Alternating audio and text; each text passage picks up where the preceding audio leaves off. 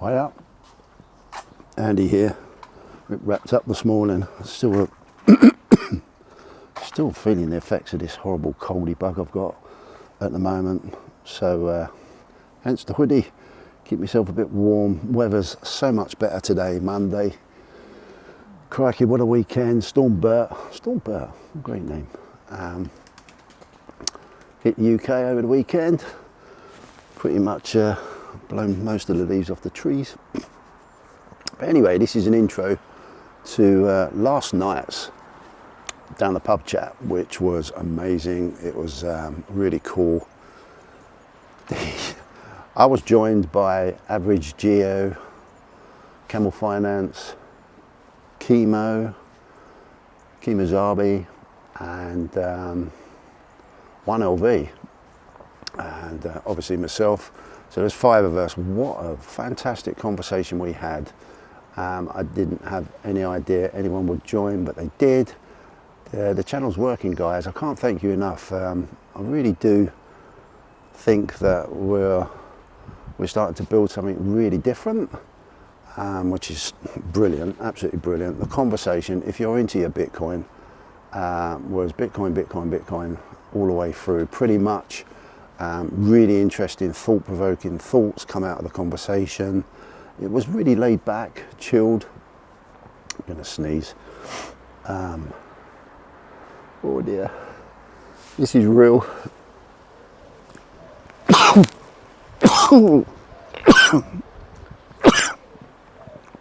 I love keeping these things real, you know. Good grief. Anyway, the conversation was really cool. Yeah, 3 hours again almost, but really laid back, and it's so cool to see the members getting involved now. So if you're interested in this sort of stuff, it really gives you a chance as a member to come on and have a conversation. It isn't daunting. Everyone makes everyone welcome. I do especially, but all the guys do, you know, to be fair. So yeah, sit back, enjoy this one. I wish you all well, have a really good week, and I'll speak to you all soon. Take care, bye-bye.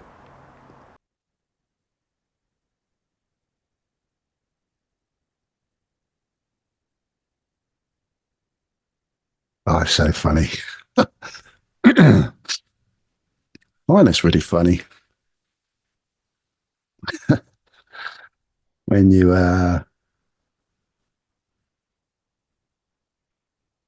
sorry, I was reading a text from Cobra. When I press the start button and there's no one here, I think, oh God, what am I going to say? But so I end up pulling funny faces and doing silly things like that. Really. Anyway, welcome to the podcast. It's Sunday again, crikey. A very, very blowy Sunday here in the UK. It's been really a horrible, nasty 24 hours, really. Hey, we have someone joining. Yay. Yeah, it's a Storm Bert has just battered the UK over the weekend. Bert! Oh, no, you're not Bert, are you? No, I'm not Bert. Oh, that's hilarious. Hello, dude. All right. I'm just stumbling into the pub here. How's it going, Andy? Oh, brilliant. Yeah, not too bad. Thank you. Thanks for joining us, Average. You said you was going to pop in, didn't you? I was going to try, and I did. Yeah, well done, you. Thank you very Yeah. much. I was just saying about the storm we've got in the UK over the weekend called Storm Bert, and then I called you Bert by mistake. Unless that is your name, of course, I don't know. But No, just Geo. I'm sure it is. I'm sure it isn't. Yeah, Geo. Yeah, thanks for coming on, dude. I really appreciate it. It's really cool to have new people, new members on board. I love the backdrop. That looks Yeah, really cool. kind It'd be of. good. It'd be really cool if it was real, but I can tell it's not. That would be a wild view. But that's just like mine, though. Mine's totally AI AI generated generated. somewhere. Someone did for me. So how you doing? All right. Doing well. Go ahead. Go ahead and continue your story about the storm. I was just saying, like, generally, it's been a horrible weekend. I live in the middle of the UK, so I'm not coastal or anything, but it's been pretty blowy. It's been quite awful actually.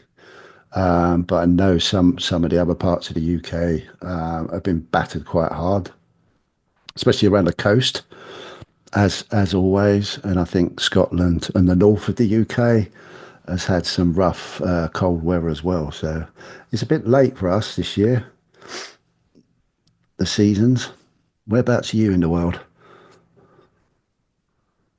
We're just headed into our winter here, and we've had some stormy weather recently as well. Lots of winds, Yeah, but colder than, well, I don't know, about 10 degrees Fahrenheit colder. What's that, like 2 or 3 Celsius colder than normal? yeah, But not too bad yet. yeah. It's been quite the cold weather. It's been quite late the seasons over here this year. It's been very mild, pretty wet, which is not unusual for the UK, but it's been very mild indeed. We had the first little bit of cold weather probably last week sometime. We had a little bit of sprinkling of snow, but it just seems very late this year. Yeah. You usually have more snow come this time of year, or It varies, but it's normally a lot colder. yeah. Where Oh, we are, we can get snow anytime from sort of late December round to even March. yeah, But that sort of varies. But it's normally really cold, fairly cold. But it's not been that cold. There's a lot of germs and bugs around still. yeah, we're pretty fortunate. I'm in Tennessee, if you know where that is. It's like halfway north and south in the United Okay. States, so about the middle. And I'm on the western edge of the eastern time zone. So I'm I don't know, probably 400 miles west of the ocean. So Okay. it's a little bit inland, and we have temperate winters, not too hot, not too cold. It's pretty Yeah. mild. We might see some snow, but it generally melts off pretty quick. Doesn't stick around, maybe for a week at the most. But I grew up in Wisconsin, which is on the northern, it's the upper Midwest of the states, right next to Lake Michigan, Lake Michigan and Lake Superior, the Great Lakes Yeah. region. And there it was a lot more winter up Yeah. that far north. So always it was an experience growing up. I mean, they call for global warming, but yeah, back in the 70s, it wasn't warming at all. It was Yeah. to have 3 foot snowfalls Yeah. happened pretty frequently. Not Yeah. anymore, I guess, but yeah. We used to get proper. I can remember in the 70s as well, um, and even into the 80s. We used to get a proper winter every pretty much every winter. Proper spring, proper summer, proper autumn, proper winter. But our seasons just really bizarre, very bizarre. The past, I don't know, almost I could say the last 10 years, really. The governments are playing with the science of weather and so forth. They're probably tweaking it, It seems figuring weird, out how doesn't it's it? done. It does seem very weird. And of course, they're going to call it global warming is the Oh, reason. absolutely. Anything to make some money somewhere. Well, I don't know if it's making them money. It's definitely they're going to be controlling things. Yeah, without a doubt. They're The working to control the people, so why not the weather? Yeah, yeah. Indirectly, that can control the people as well, can't it? I suppose. I don't know. It's all crazy, crazy stuff. I leave that for Camel and Oh yeah, absolutely. The younger ones play about with it a lot better, don't they? yeah, I don't. That's for sure. He might pop on a bit later. Cobra might pop on as well. There's another conspiracy guy. Yeah. Oh God, yeah. I They. love listening to these guys talk. I mean, it's fun. It's Oh, yeah. I'm definitely not. I'm not a YouTube creator of any sort. This is actually my first YouTube visiting. So, you know, You're a star now. I'll spend it with somebody that wants to make a go of it, and Yeah. you know, is more known to me, but not as popularly known as some of the other guys. So, yeah, That's good fun. we'll get you up there. Sorry? We'll get you up there. Yeah, yeah. I'm not. I'm not over. As you can tell, I'm of the older generation. Me too. It don't really worry me too much. That I just want to really try and give people that opportunity to just talk. Really, just the old-fashioned talk stuff that we used to do once upon a time, rather than the keyboard stuff, which is not my forte. Yeah, and, like you were saying, I mean, this is going to be the next generation of the pub crawl, you know? I mean, where you Yep. just stumble in and chit chat. I spent many a night hanging out in the pub and just chatting with the people that would come through. I worked in an industrial complex area. Okay. So the one bar there was very common for it to be visited by people after work. And Yeah. I stumble in and chat with anybody that come on through. It was in the tech sector. So Yeah. Did you I was, stumble out as well? pardon? Did you stumble in and stumble out? Yeah, I think I supplied the mortgage payments for many a bartender. So Love it. And talking to Devil, Camel's joined us. his ears Hello. were ringing.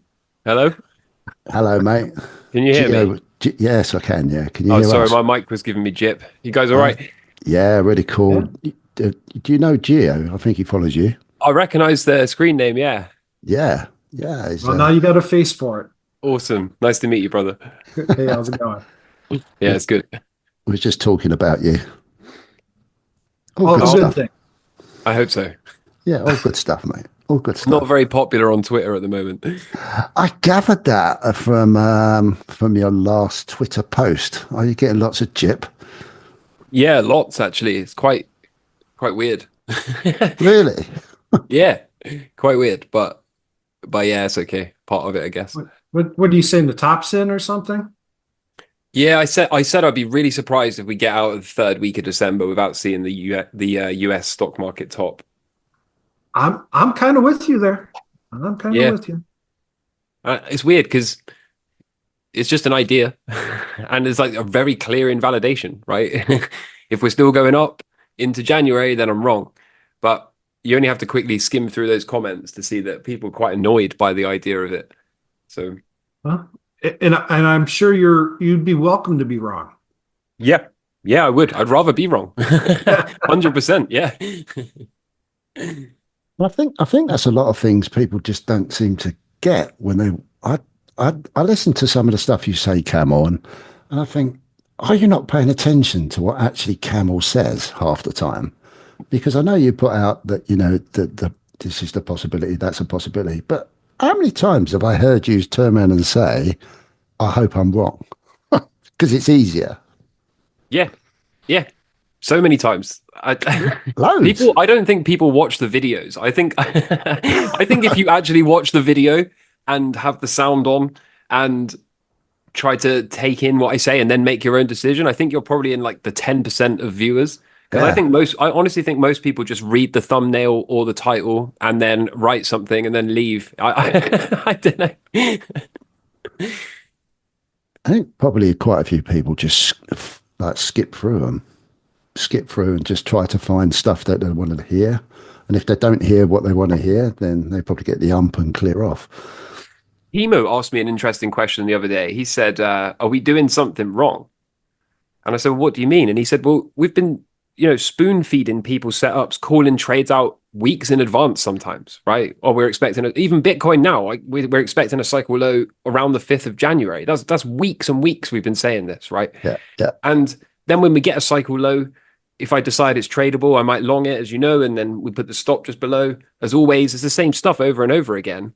and Chemo made a really interesting point. It's like, how is it that you say the same thing and people just go, well, is it now a good time to buy? Or or they wait for it to weeks of the cycle to unfold, and Bitcoin's now near 100K relative to the last cycle low. And then people are going, well, if you didn't have a position, would you buy here, and all this kind of thing? And it's an interesting question. Like, is there a way we could communicate it clearer, or is it just people are never going to bother putting in the work, or what is it? I don't know. I wish I could tell you, because yeah, it frustrates me listening to your videos. You're apologizing half the time, and it's like, what, don't they listen? I mean, you lay out very obvious paths up and down, and everybody's got to make their own decision, and it seems they want to be spoon fed, and it doesn't work that way. Yeah, I think. Sorry. I was just going to agree with Geo there. I really think that as well, Camel. I think so many people just either haven't got the time, or they're so desperate for just hopeism and making this quick fired. What can I do to make some money quick? I see it on all sorts of things in the gold and silver market. With people talking, and most people, you can tell if they've actually done any research or not. You really can. Sorry, bud. Yeah, I appreciate that. I just, yeah, I don't know. I just feel a bit lost with it at the moment, to be honest. It's been kind of a rough week, and yeah, I don't know. I think maybe, I think possibly, as obviously Bitcoin is approaching 100K, it's bringing new eyes into the space. And obviously, when you're new, there's a lot to learn, and you can probably fall into the mistake of thinking that you can find a guru on the internet that has all the answers 100% of the time and can never be wrong, and whatever else. And I definitely have seen some comments that people don't seem to like the idea that you say it could go up or down and have a scenario for both. They don't like that. I think they want to be told it will go up or it will go down, which is kind of, you have to kind of get used to that, I guess. But yeah, I think I've been really, really enjoying it. We crossed 22,000 subscribers yesterday or the day before, which was really cool. I'm really proud of the members section. The members section, I've been getting all kinds of messages from people saying they've had very good performance and they've implemented the risk management strategy and now they're doing very well and all that kind of thing. So I'm super, super proud of that. I'm glad I took my attention off of the non-members comments and directed it towards the members. That's been a massive, massive improvement for me.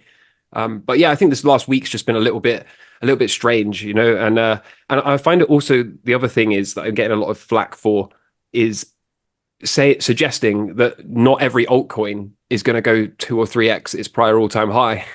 And people just want to, I can practically see the mob gathering outside my house with the pitchforks and the torches, And I'm like, it's just an idea. I said a million times, I don't hold any altcoins, and I hope I'm wrong for everyone else's sake. I can't say it enough, but I just present the charts the way I look at it. I just look at it and I go, that looks like it makes the most sense to me. So yeah, but I'm kind of torn, because I'm like, do I just keep my mouth shut? Do I just stop bashing altcoins and say it's all going to be fine or whatever? But it is part of the base case, But part of the base case is that they're not going to do that well. They're not going to do the things people think they are. Bitcoin dominance will continue to move higher. I'm still pretty sure of that. And as always, I'm open and hoping to being wrong. I don't know how many more times I can say I'm driving myself insane. Well, I think the top's in, because my tax preparer sent me a text message asking me about meme coins, and I'm like, oh man, don't ask me. I have no idea. I don't gamble. And you shouldn't either. You're my tax preparer. There's been a lot of people have been saying things like that in the last week, that their dad, who's never bought any crypto before, has been saying, look at Bitcoin go, in text messages or whatever. I've heard lots and lots of people say things like this. So it probably is quite close. It's bloody, I find it absolutely bloody interesting. I really do. I really do. But don't, obviously you do what you want to do, Camel, but I think uniquely what makes your channel attractive is the openness about what you're doing, to me personally. And I was going to just ask you, how you come across from a perspective of you're a trader. This is what you do for a job. How many people actually do you think that follow your channel are interested in trading as a percentage against people that just want to quick make some money, or even maybe as a percentage of actually just wanting to learn about investment as a rule? I, I know I can say I'm interested. I I actually started stock trading back in the 80s, and $20 a trade, it made it really expensive to do trades back in those days. So today's environment is amazing to me, and I'm glad I came across Camel because he gives perspectives, and just telling people to watch, set the risks, and follow that. It's given me a lot of hope to pick up trading. I mean, obviously, I'm in my longer years, and I'm looking forward to possibly using trading into my retirement as something on the side to do with a small pool of capital that I'm not going to put my entire retirement into it, but it's interesting me. It's always been something I've wanted to do, and I just haven't uh, pursued it to any high degree because of the costs. And now the costs have come down so far, and the tools have gotten so good, and we got people like Camel out there that provide guidance that is very affordable. So there's everything's lined up for me. I'm looking forward to putting a lot of it to play and see what happens. So far, I'm happy. But it's the bull. I mean, it's markets are all up right now, and like Camel says, this is the easy stuff. It'll be during the bear cycles that I'm really looking forward to hearing how Camel, with his transparency here, how I How he can trade, negotiates it. see how it goes. Yeah. Yeah. Yeah, I mean, there's so I certainly think the people in the members section are serious. I can see that, and I can see that for sure. I can see that because in the member section as well, I was talking about, always managing risk. And I was putting people into groups a little while ago and saying you could be a beginner, intermediate, or an expert. And I was saying, here's what it would look like if you were in each one of these groups, kind of thing. And then I kind of set everyone a little goal to kind of try to move up. And if they already considered themselves an expert and they never break the rules and all of this kind of thing, then I gave them like a task to focus on being flawless. That doesn't mean never getting a trade wrong, but it means like never trading outside of your system, never taking a loss that's unacceptably large or any of that. It's focusing on doing the right things and pushing themselves into uncomfortable territory, which is like adding to positions, even though they're winning, which never feels good, this kind of thing. So I would say, to answer your first question, Andy, yeah, the members are certainly taking this seriously, and I'm very, very, very proud of what we've built there. In terms of the YouTube channel, I don't really know. It'd be really hard to kind of gauge a percentage of people that take it seriously versus people that are new, people that just want to be told everything's going up and this kind of thing. So it's kind of hard to really gauge just based on the views. And I'm sure I don't look at my analytics too much for the YouTube channel. But say I get 10,000-ish views per video on average. It will cycle. It won't be the same 10,000 people that tune in. It'll be about a pool of 30,000 people, I think, that tune in and watch every kind of other video or whatever. So it's kind of hard to know based on that alone, how many people really take it seriously. But yeah, I mean, I think the common theme here is it's down to the individual. If you want to take the information and just have that as a source of information, and then also go and gather multiple other sources of information and do your own work and your own due diligence and all that kind of thing, and then put together a framework that works for you, then I think there's absolutely value there for sure. But it's just whether or not people want to do that. And everyone's at different stages in their life as well. I think a lot of people that come into this space are either desperate or perhaps young, and they're kind of like, well, I'm never going to be able to afford a house. I'm never going to be able to, do these things that were perhaps easier some years ago or whatever. And so they're kind of trying to make a quick buck for whatever reason quickly, or trying to, get a deposit for a house saved up and that kind of thing. And it goes all the way through to you know, like Gio was just saying about potentially having this as kind of a side hustle or a pension supplement or whatever, or something to keep you busy, you know, later in life or whatever. And it can definitely be used. I don't think you need to be an active trader by any means, right? But I think just having some knowledge of how cycles work and how to read charts will enable you to say, even if you're a long-term investor or you've already got a pension that's set up and is quite diversified, you still use charts to say, okay, well, that is a true breakdown. This is a true risk-off moment. Maybe it's time to free a little bit of cash up and then just wait on the sides, and we'll reallocate it when I see a better opportunity, rather than perhaps hold in your portfolio through a massive drawdown in a bear market or whatever else. So I do think that the technical analysis skill set is quite underrated, even for, because I hear it a lot. It's one of the biggest pushbacks. People go, well, I'm a buy and hold investor. It's like, okay, but you can use very simple trend lines to let you know how to buy a confirmed bottom, right? As opposed to just averaging in the whole way down. You can just have a pile of cash and then you draw a horizontal line and wait for the range break, and that will be enough to say, okay, there's a very good chance that we've seen the low now. So that's a good skill to have. And then similarly, if you can identify tops and distributions, again, that's a nice place to lighten up. And I have a longer term account and I hardly ever touch it. I was talking about this in the member section as well. I try to make as few trades as possible. I try to buy major sort of 4-year cycle lows and then not touch it and not worry about it. And I was talking about doing that with some gold mining stocks going into the next bull market and that kind of thing. But again, you know, a simple piece of charting software, a few trend lines, and an ability to not be a gambler, not go all in, and to stick to a system will give you a huge advantage over people that just say, well, I'm never selling, right? Buy and hold, I'm never selling, right? So I definitely think there's something for everyone.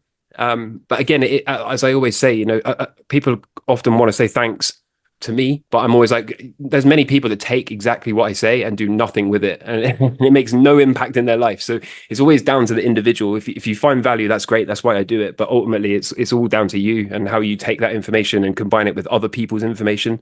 That's what really makes the difference. 100%. It's you. I've spoken to you quite a bit, Camel, from Geo. Just to let you know, I mean, this is my first proper full cycle with Bitcoin, and I can't believe the emotional ups and downs I've had with it all.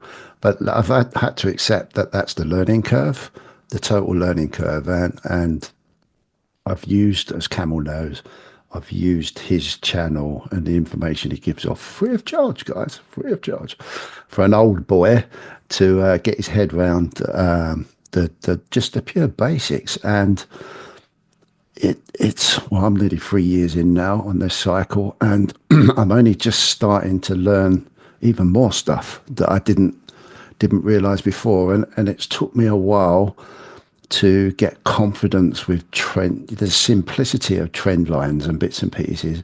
And when you start to see it working, you just calm down with it a little bit. And that's when Camels, I've found, for the later stages of my involvement in what I'm trying to involve, because Camel's so consistent, it just helps me just go, oh yeah, oh yeah, oh yeah, God, yeah, bang, shoot myself in the head. You know, I feel like the little boy learning, and that, oh yeah, I remember now, because he's so consistent on his message.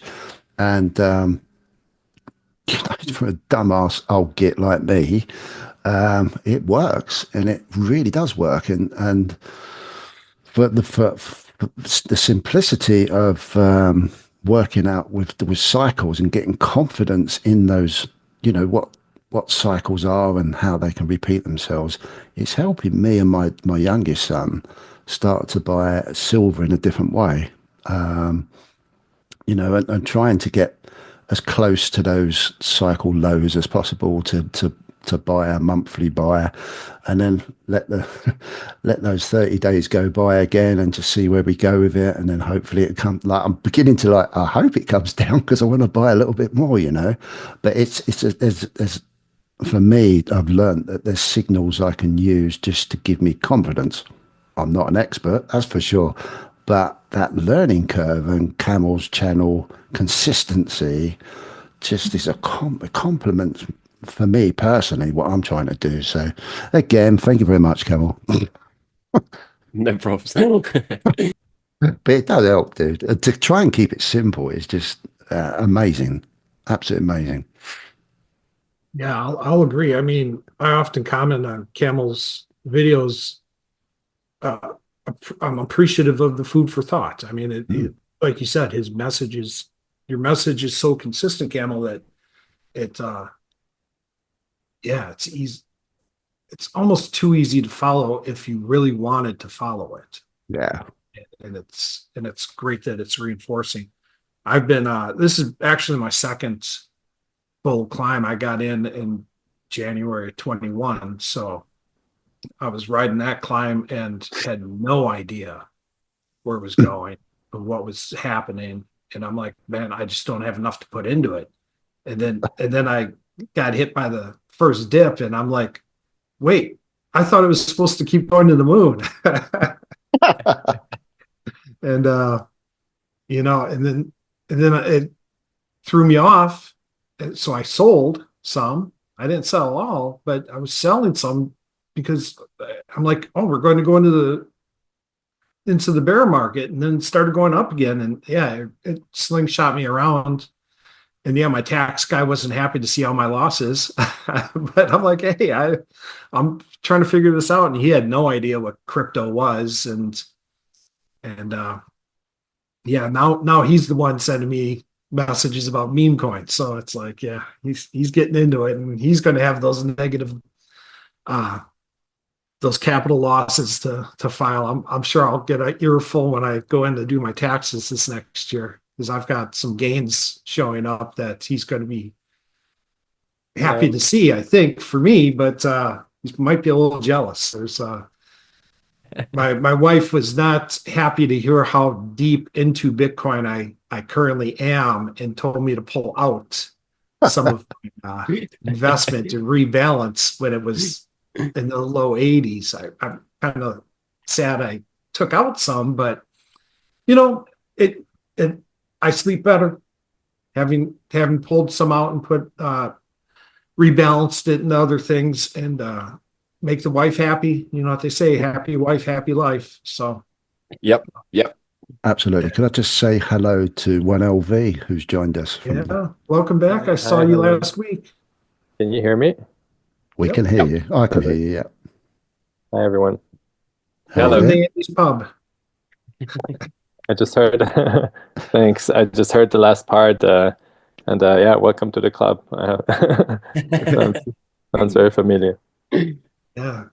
So So yeah, sorry, go on. this I was just going to say, this Oh, that's cycle is I'm so much more calm, and yeah, it's I hear the people calling out 300,000, 1 million. I'm like, yeah, right. I'm if it gets 130, I'll be happy. But we'll see. We'll see where 100%. Camel tells me to the trend has broken. I'm hoping for a little more than 130, but Yeah.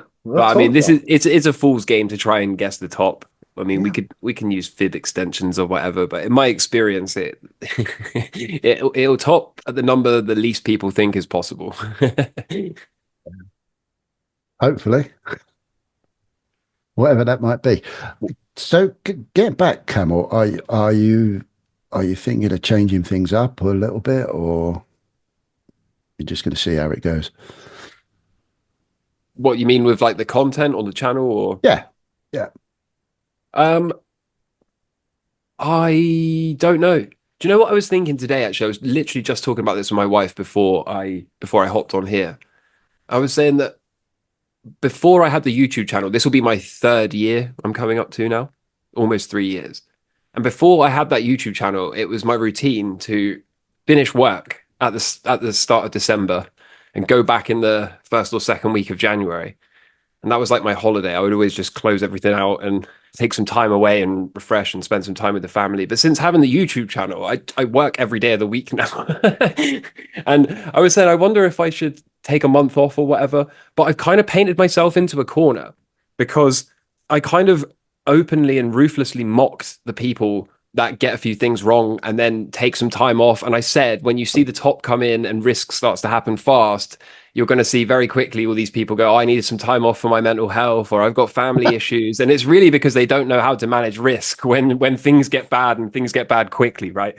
So I feel like I can't really take the time off now, even if I want it. And even if I'm right about everything, I don't have anything to hide from. So it's kind of weird. And also, I know that there's a core community of people that like to tune in every day and just be told, yep, no changes, not yet anyway. So I kind of don't want to take from that in a way. But in terms of like the normal content, I don't think I'm going to change much. And I am very, very sure of myself, at least now, that we are going to see some tops soon in the stock market. And so for now, I think the focus has always been on finding that top. And if I am right and it is going to form in December, then I need to kind of have that laser focus to find that top. And then the other thing about tops that people, when we look at a Bitcoin chart, it tends to go parabolic up and then crash very, very violently to the downside. But there's a good chance in the stock market, most of them don't top like that. Most of them are kind of sneaky. It looks like a regular dip at first and it might bounce and then it rolls over and everyone goes, okay, well, now it's done dipping. And then it might rally up quite strongly and everyone gets excited, and they can be quite sneaky when they form. So yeah, it might be quite a challenge to work out, but I think ultimately that's really what I would just want to focus on. I just want to focus on trying to find this top and then getting defensive, because if I'm right and we are going to have a very, very, very nasty, severe bear market and recession, then I definitely don't want equity exposure to any degree. I want a nice big pile of dollars, and I'll sit out the way for hopefully what will be about 12 months, and then hopefully there will be some opportunity to catch. But so yeah, I think no changes is the short answer to the question. Cool. Gio, I love your backgrounds. You keep changing. You're muted, mate. Got to keep the spice going. Yeah, as well. They're well cool. What are they all AI generated? Yeah, they're AI. I just found them on the internet. They get popped up and I grab them. Yeah, they're really cool. Really cool. So how's 1LV doing? I'm all right. I just actually got a beer. So Oh, nice. Cheers. I've got a cheers. cup of tea. Very British. No, I got it's, some it's rum. been quite a nice week actually. Ooh, Oh, rum. Nice. nice. You're good, yeah? Yeah. I was thinking about some topics or anything to discuss. Like, I don't know if you have any kind of structure or anything to suggest. Absolutely no structure other than having a laugh, talking about anything, and having a rum as far as Carol's Carol? Not Carol, are you? A camel. Easy. Steady on. Maybe you are on a Sunday evening. I don't know. Yeah, I could be wearing a dress for all you know. Absolutely. That would be a picture of, yeah, where would the humps be? Well, you know where they'd be at the front, right? Absolutely, yeah. Yeah, 1LV, if you've got anything you want to just bring up, go for it, mate. It's fine. No, I was just wondering because I saw the conversation with Kemosabe and Camel this week, and so I had a little bit of a look into the. There was very early on, I think, Kimo started talking about MicroStrategy and the convertible notes, I think, and I was just wondering what you guys think about that, and it's somehow something that somehow stuck to my mind, because at that moment when I heard it, I didn't really. I just had to kind of do a little bit of research on it to kind of understand a bit better. But it seems like basically they're just giving out convertible notes, and I think in 2029 they until 2029, I think, and it's a zero interest. So basically, I think if I understand correctly, it basically means you give me you give me money for zero interest, and I give you back the same amount of money in 2029, or you have the option but not the obligation to basically buy those stock, right? The MicroStrategy shares. And so I was just wondering, because I think Hemo was kind of implying, if I understood correctly, that or basically my idea or my question would have been how this can contribute to the bubble, and what could actually then happen as a consequence.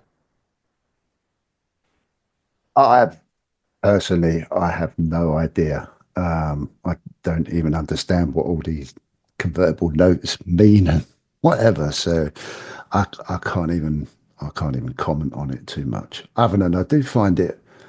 I think I posted on Twitter. I think Camel might have seen it. Like, just sometimes you see things and you think, "Oh my God, is this too good to be true? What's going on?" Being an old school, old fashioned person, I've always been taught like if something's too good to be true, something's wrong. But then I don't know everything. Maybe there is ways of doing what Michael Saylor's doing with MicroStrategy, and it can work. I have no idea personally, but it does seem odd. I don't trust personally my little gut feeling. Not that I know much, but my little gut feeling is, can that just last forever? Like they're saying, I really don't know. Maybe it can. I don't know. Yeah, that would be fantastic. You just buy more and more Bitcoin at some point. Yeah. For me, the issue with this is, so the convertible note is just like a debt instrument, right? It's a bond essentially, but they can exchange it for equity in the company, like you said. They can exchange it for shares. But the problem Chemo pointed out is MicroStrategy is up something like 2,000% from the lows this cycle. And so whilst Bitcoin has done approximately 500%, MicroStrategy has done 4 times that. Mm. And it begs the question, if Bitcoin was to crash or enter a bear market and draw down 50, 60, 70%, right? Then you would reasonably expect MicroStrategy to also crash the same. Realistically, you'd expect it to crash more because it's moved 4 times faster on the way up. So you would probably say it's going to move at least twice as fast on the way down, I would think.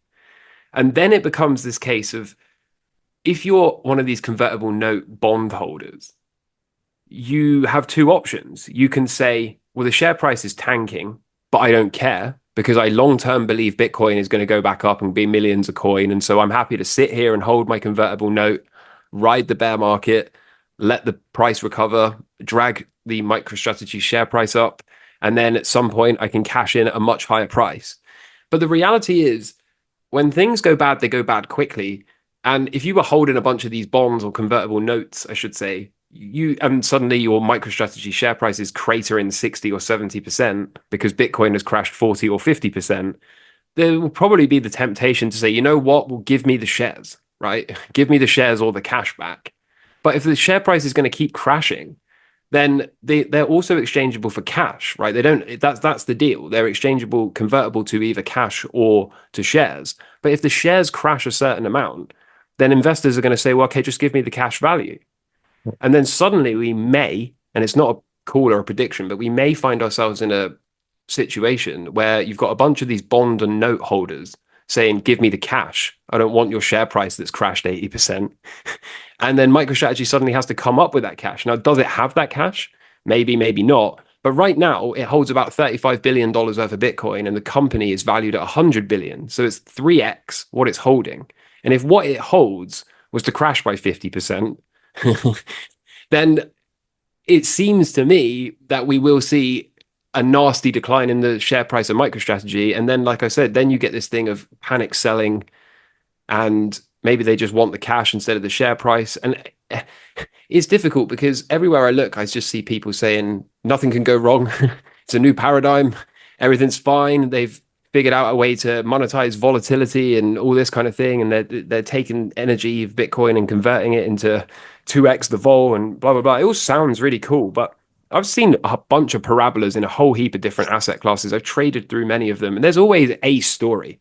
This time around, this parabola in MicroStrategy share price is coupled with this narrative of 2xing Bitcoin and leveraging the volatility and selling the volatility and all of this kind of thing. But I've seen it in a whole heap of other assets, and there's always some reason. There's always, oh, well, this is a different product. This is a different technology. This time it's different. But whenever you see a chart that goes up like that, it typically comes down just as fast, right? And given Bitcoin's price now is trading down a few $1,000s over the weekend, I would say unless this thing rockets higher on Monday, MicroStrategy is going to trade down as well. And for me, it's going to trigger an exit signal.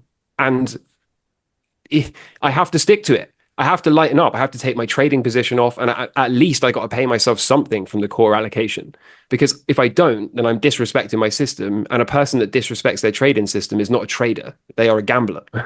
If I get to just say, well, not this time, I'll hold. Well, then you're not a trader, right? You're a gambler. So I just think it's a very weird situation, but the charts, I often say the charts don't lie, and the chart has gone straight up for 20x returns off the lows when Bitcoin only did 500%. And now it's probably going to break down Monday morning. So if it does, I have to pay myself, and maybe that's wrong. But yeah, again, like I said earlier, there's always a rhyme or reason not to sell. There's always this time is different. There's always this is, a story, some reason to keep you in the trade. But when the charts go straight up and then break trend lines, for me, historically speaking, that's time to get out of the way of the market. So, I mean, we'll find out. We'll find out. But I think it could get a lot uglier than people expect. And the main reason I say that, aside from everything else I just said, is everywhere I look, I see people incredibly sure of themselves. And that is always, in my opinion, one of the biggest markers. Whenever you bring this up and say, oh, well, what about if these note holders want to exchange for cash, and you just get attacked? People are like, you're an idiot, bro. You can't see that this is a paradigm shift. Then you immediately, I think, I always say to myself, okay, wow, okay, this is severe, right? So that's what I see, and it could be there's a first time for everything, but yeah, I think this is probably going to end badly, and that would just be kind of typical for the type of price action we've seen in the chart. The thing that comes to my mind in thinking of the unwind is what happened with Luna and Terra Luna, the dollar pegged dollar card token or whatever. When it started to break off the dollar peg, it started a spiral, and they had to flush their Bitcoin into it and to try to maintain it. And it was a complete unwind. It looked crazy when it happened. And I'm kind of wondering if that could happen to a MicroStrategy, where the price just starts spiraling away and they have to start unloading their Bitcoin. Well, what does that do to the market price, and how low can it get dumped? And I guess we'll see what happens if it happens. And when the smoke starts to clear, I think I'll be buying Bitcoin with whatever cash I have on the side, Yeah, and the crazy thing about this is Saylor has become the face of you never sell your Bitcoin. So if somehow he is forced to sell, then that is going to set a very bad precedent across the space, right? The number one guy that says you don't sell your Bitcoin suddenly is unwinding billions perhaps at a time. Then, a lot of people are going to go, whoa, whoa, whoa, this is different, right? This wasn't expected. And I'll tell you something else that's interesting since you brought up Luna. That thing crashed something like 95 or 98% or 99% in a day. And I saw a whole heap of people step out and go, well, it's down 99%. Time to buy, right? Can't go down anymore. And there was a YouTuber called KSI who famously bought $2 million worth because it was down 99%, which I think for him is play money anyway, but it's all relative, right? Still a lot of money. And the following day, it goes down another 98 or 99% from that value. And so everyone that was saying, oh, it couldn't possibly go any further, right? It's all relative. The percentages are relative to the value on the day. And yeah, we saw it drop 99% and then 99% again the following day. So risk happens very, very fast. And I don't think people internalize that enough.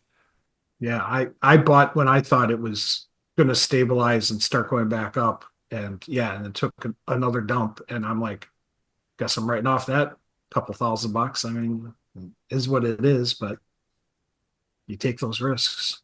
I very nearly did. I very, very nearly did, but I didn't really know enough about it to justify it. So, well, yeah, it didn't meet your risk profile. Well, me, I'm not an altcoiner, but I remember me and another friend the friend who got me into crypto, actually, he's been in it for a little longer than I have. We were kind of laughing at the chart at the time, like, man, this is crazy. This stable coin is just blowing up right now. We were kind of watching it for entertainment almost. And then the question became, well, it's down 99%. Like, shall we buy some? Just a little bit, just in case. But I didn't. I wouldn't have put much money into it anyway, to be fair. But what my thought was it's a platform. People are writing software on this. They're doing business on this. You'd think there would be a resurgence to it, and there wasn't. And I'm just sitting there thinking, well, I hope that doesn't happen to Bitcoin. That would be devastating to the entire crypto industry. So Luna was bad enough, but I mean, if it happens to Bitcoin, well, let's hope it doesn't. I think there is a little bit. I mean, I would somehow, I don't know, go out of my way here because I'm not an expert in Terra Luna and the UST. I think that the actual stable coin, I remember at that time I was, I don't know, I think I watched a couple of videos and tried to understand how it really works. But it seems to me that a lot of people didn't really understand how it really works, because otherwise we wouldn't have gone through this. But then it's an interesting, I think it's an interesting comparison to compare this event with potentially what MicroStrategy, because MicroStrategy is actually like, it's a real company, and in theory they have a business running apart from buying Bitcoin, even though it's true. I mean, Camel is right. Basically, people think about Michael Saylor is buy Bitcoin. It's literally exactly that connection in your brain. So yeah, of course, if he suddenly has to or is forced to sell Bitcoin, that would be very negative for the space. But then in the long term for Bitcoin, I think it's relatively relevant in the very long term. Maybe, I don't know, one could even, like, with enough cash say, oh great, Bitcoin's price is going down, so I know what I'm gonna do. But yeah, the comparison between that and Luna is interesting. I think it's kind of, it plays more also into that theme that more and more I see people kind of getting interested in these kind of topics again in general. Like, I get friends asking me, oh, so what's going on with Bitcoin, and what's going on with, do you have any ideas about altcoins? And these things, there's a dynamic that means that we're getting somewhere. And I don't know, I think when the top comes in, then I think Camel had this, I don't know if it was in the video or if you said this the last time, but the Hawk 2 girl is somehow suddenly selling Bitcoin. Yeah, All yeah, these yeah. kind of things. It's just, it's almost too much for me. Sometimes I just have to kind of shut off Twitter and all this stuff, because otherwise I can't deal with it. Yeah, stable coins are very interesting to me. I mean, take a look at Tether. It's supposedly more than 100% collateralized, with a good portion of it in U.S. Treasury bills. But you know, if they do have some sort of run and they start depegging, they got to start selling U.S. Treasury bills. What kind of effect does that have on the Treasury market? If suddenly a holder starts dumping their inventory because they got business problems, and then you try to relate that back to MicroStrategy, with which, I mean, sure, they're a business. They've got software that they sell, and they've got client base, but that's small. It's infant. I mean, super small compared to what they're borrowing in these bonds. If suddenly Bitcoin starts collapsing for whatever reason, going down 80%, they're going to have to liquidate something. And I mean, as a U.S. public company, what, they go bankrupt? How does that affect things? And I mean, we saw the FTX. It took years for them to figure out all that mess and pay back stockholders, in essence, exchange customers of their values. Yeah, it just seems it'll be interesting. It'll be a blow to the entire industry, I think, should it happen. And hey, we're on the super cycle. Bitcoin's going up forever. No It's sense interesting, the parallels you draw to like Luna and FTX is kind of the same vibe, right? And it doesn't necessarily mean something bad has to happen to MicroStrategy, but nobody ever thought FTX would collapse. That was seen as the most lucrative exchange, with this like holy kind of savior to the space, and he drove a Prius and he didn't care about being a billionaire, right? He was just in it to whatever. And then with Luna, like you said, like not many people not many people get it. Or was it one that said this? Sorry. Yeah. Not many people seem to understand it at the time. Like it's like it seemed like this new revolutionary thing. I think Novogratz, is it Novogratz that got a tattoo on his arm of Luna and the wolf or whatever? So it just goes to show that things can happen and they can happen quickly, right? And it doesn't necessarily mean MicroStrategy has to blow up, but everyone likes it now because Bitcoin just keeps going up. It's nearly 100K. Soon it will probably break through 100K, and then it will get media coverage and even more people come in. And then what can possibly go wrong? But all it takes is for Bitcoin to actually stop trending up and start trending down. And you'll see very, very quickly people are like, well, I'm out. I don't care anymore. It's funny you should say that because I posted on Twitter, didn't I? Or X, whatever it's called, a little while ago, Camel, and I said, like, is it possible that MicroStrategy could be the new FTX going forward?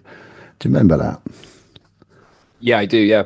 Yeah, and because I just sat there and I thought, oh, Sam Bankman-Fried was like the golden boy, the total golden boy. Everyone was talking about Sam Bankman, the golden boy of crypto. And for all I knew at the time, probably like many, many people did, was he was the golden boy. I didn't know nothing about him. I didn't really know much about the company. It all seems when you're just consuming it on a screen, getting fed whatever you through your social media sites, it all looks grand and great. And that just reminded me of what was happening now with Michael Saylor and MicroStrategy, and that's what made me sit there and just type that. Not that I knew what I was talking about, but I just did that gut feeling like, oh my God, hang on. If I've learned anything during my very short term in this cycle, it's just to expect the unexpected and just be cautious. And that's what you've taught me, Camel. That's what you taught me. That's awesome, man. That's awesome. You have, dude. And you know, that's priceless, really, when most of us are playing around with, well, you know, some serious money now. And we've got to just be aware of what we're doing and what the reality is and what people are. You know what I'm like with a boys' club. There's a bloody agenda here somewhere down the line. I'm not privy to it, and most of us here are definitely not privy to it. But there's something going on.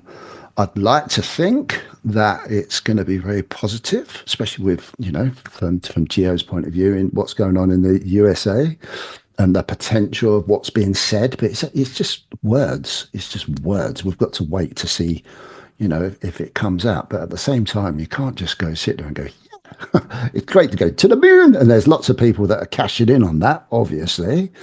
But that little bit of precaution at the back of your mind helps you just see through it a little bit. You kind of want to get carried away and think, yeah, I've done the right thing. Yeah.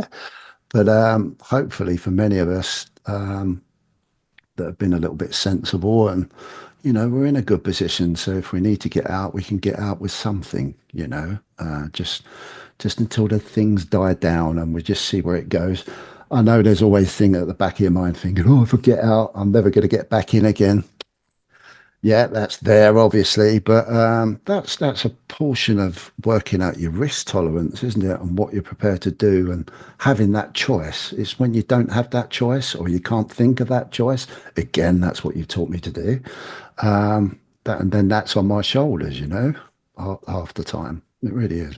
It's interesting, really interesting times. Very interesting times. And how, as a trader, you negotiate yourself around that. Fair play to you, really. Well, I got to say one thing. I got to say two things, actually.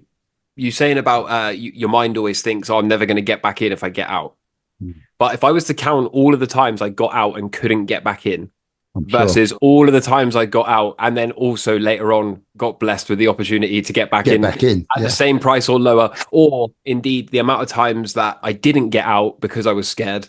And then it turned out I should have got out and I could have got in way, way, way lower, right? Those situations vastly outweigh the number of times when I sell and could never get back in close to that. So markets have a way of convincing you they're never going to give you another opportunity, only to give it to you when no one expects it. And yeah, in my experience, even if you take some off and then wait for a higher probability setup, even if it's at a higher price, you're still putting the probability in your favor. You can still play a cycle low, even if it's from higher up, and you might end up with less Bitcoin, but at least you took some off, paid yourself, you know, and it just gives you an opportunity to rebalance or whatever. But yeah, I find most of the time, if you're having those thoughts, the market will let you back in.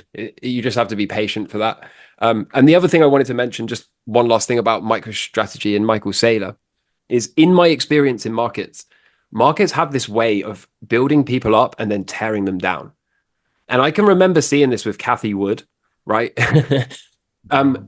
If anyone has been in markets, I don't know, 6 or 7 years perhaps, then you will remember that, because people that are coming in now almost like laugh at Cathie, right? They think she's way over her head and has got one of the worst performing ETF funds and all this kind of thing.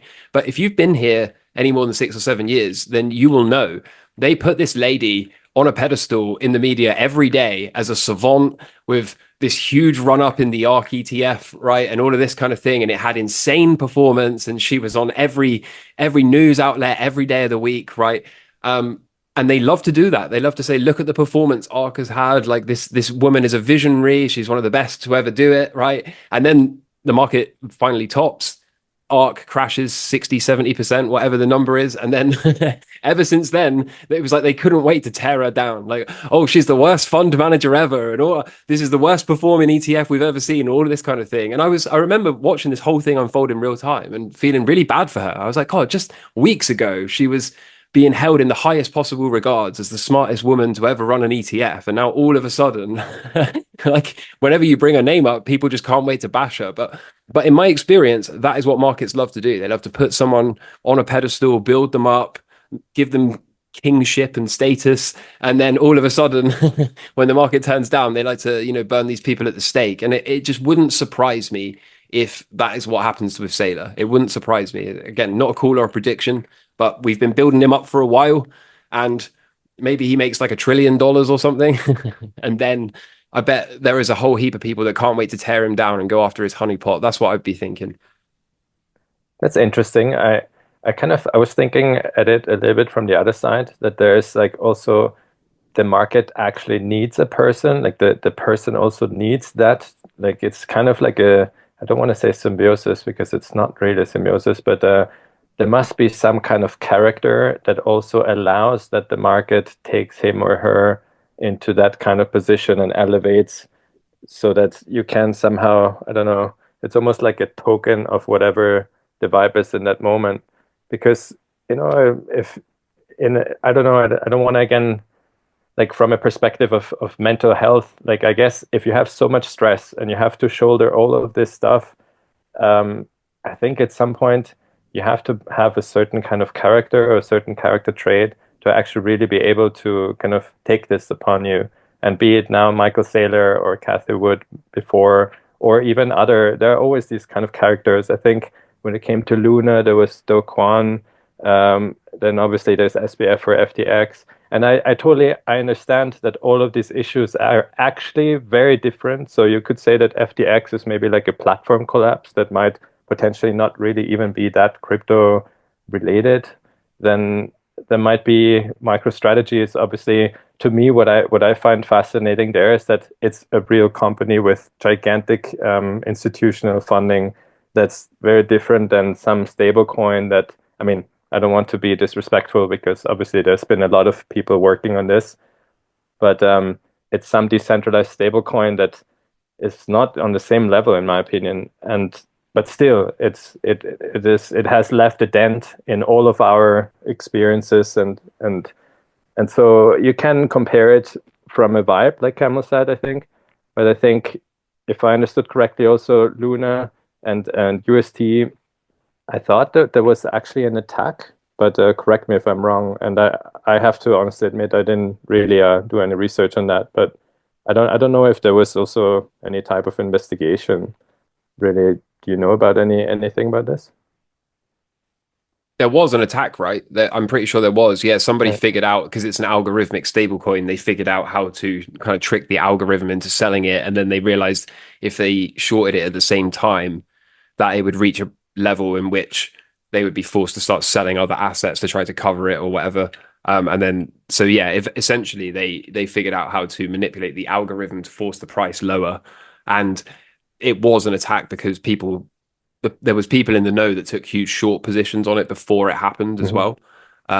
So yeah, but I think we could possibly even see the same thing with MicroStrategy, right? If some very smart quant somewhere in Wall Street works out that they could build a huge short position against MicroStrategy, and then I don't know, time it with Bitcoin entering a bear market, and then keep suppressing the price and doing some I don't know. I don't know how it would work mechanistically, but if somebody figures out how to do it, they will do it, right? That's what markets do. They markets move to kind of, as soon as somebody figures out a way to exploit it, they will do that in the first instance. So maybe it's fine and maybe it's not exploitable, but it's only not an issue until somebody works out how to do it. And the moment somebody can see an opportunity there to short the stock and force people to have to cover, and they'll probably run like fake news articles at the time as well to encourage people to sell and panic and feed into the whole thing. That's usually how the whole bear raid short system works. So yeah, I mean, never say never. Again, not a call or a prediction, but if it did happen, I think it would just fit that same pattern that we've seen dozens and dozens of times before, of build someone up and let it seem like this is a new thing and it's never going to go wrong, only for some smart guy in a room somewhere to figure out how to exploit it and then leave everyone wondering, well, how could anyone have seen this coming? But it's always in the charts. Whenever a chart goes parabolic, I think you should be nervous. Yeah. Otherwise, we would just put in money into some kind of company and wait. And when you come back in the evening, then you're richer than you were before. Well, yeah. I mean, show me one chart that goes parabolic and doesn't come down again, right?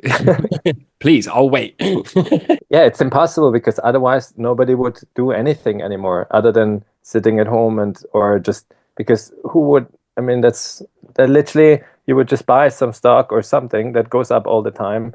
And by 5 o'clock, when you have your tea, you have doubled your money. It doesn't make sense. Exactly. But yeah, I think. Sorry. And I was just going to say it's fascinating. Go on, one. No, I was also. I don't know if that's just slightly related, but I had like also a couple of thoughts about general crypto projects that get really, really big, like too large to be sustained by normal retail investment. Like initially you have like small crypto projects, and when they're in the first millions, tens of millions, then somehow it makes sense to me that maybe communities can come together and somehow, I don't know, some people have early invested in ETH or Bitcoin, and then they take the gains and they want to support some kind of project that is growing, and they think they like the technology or the project itself. I don't know.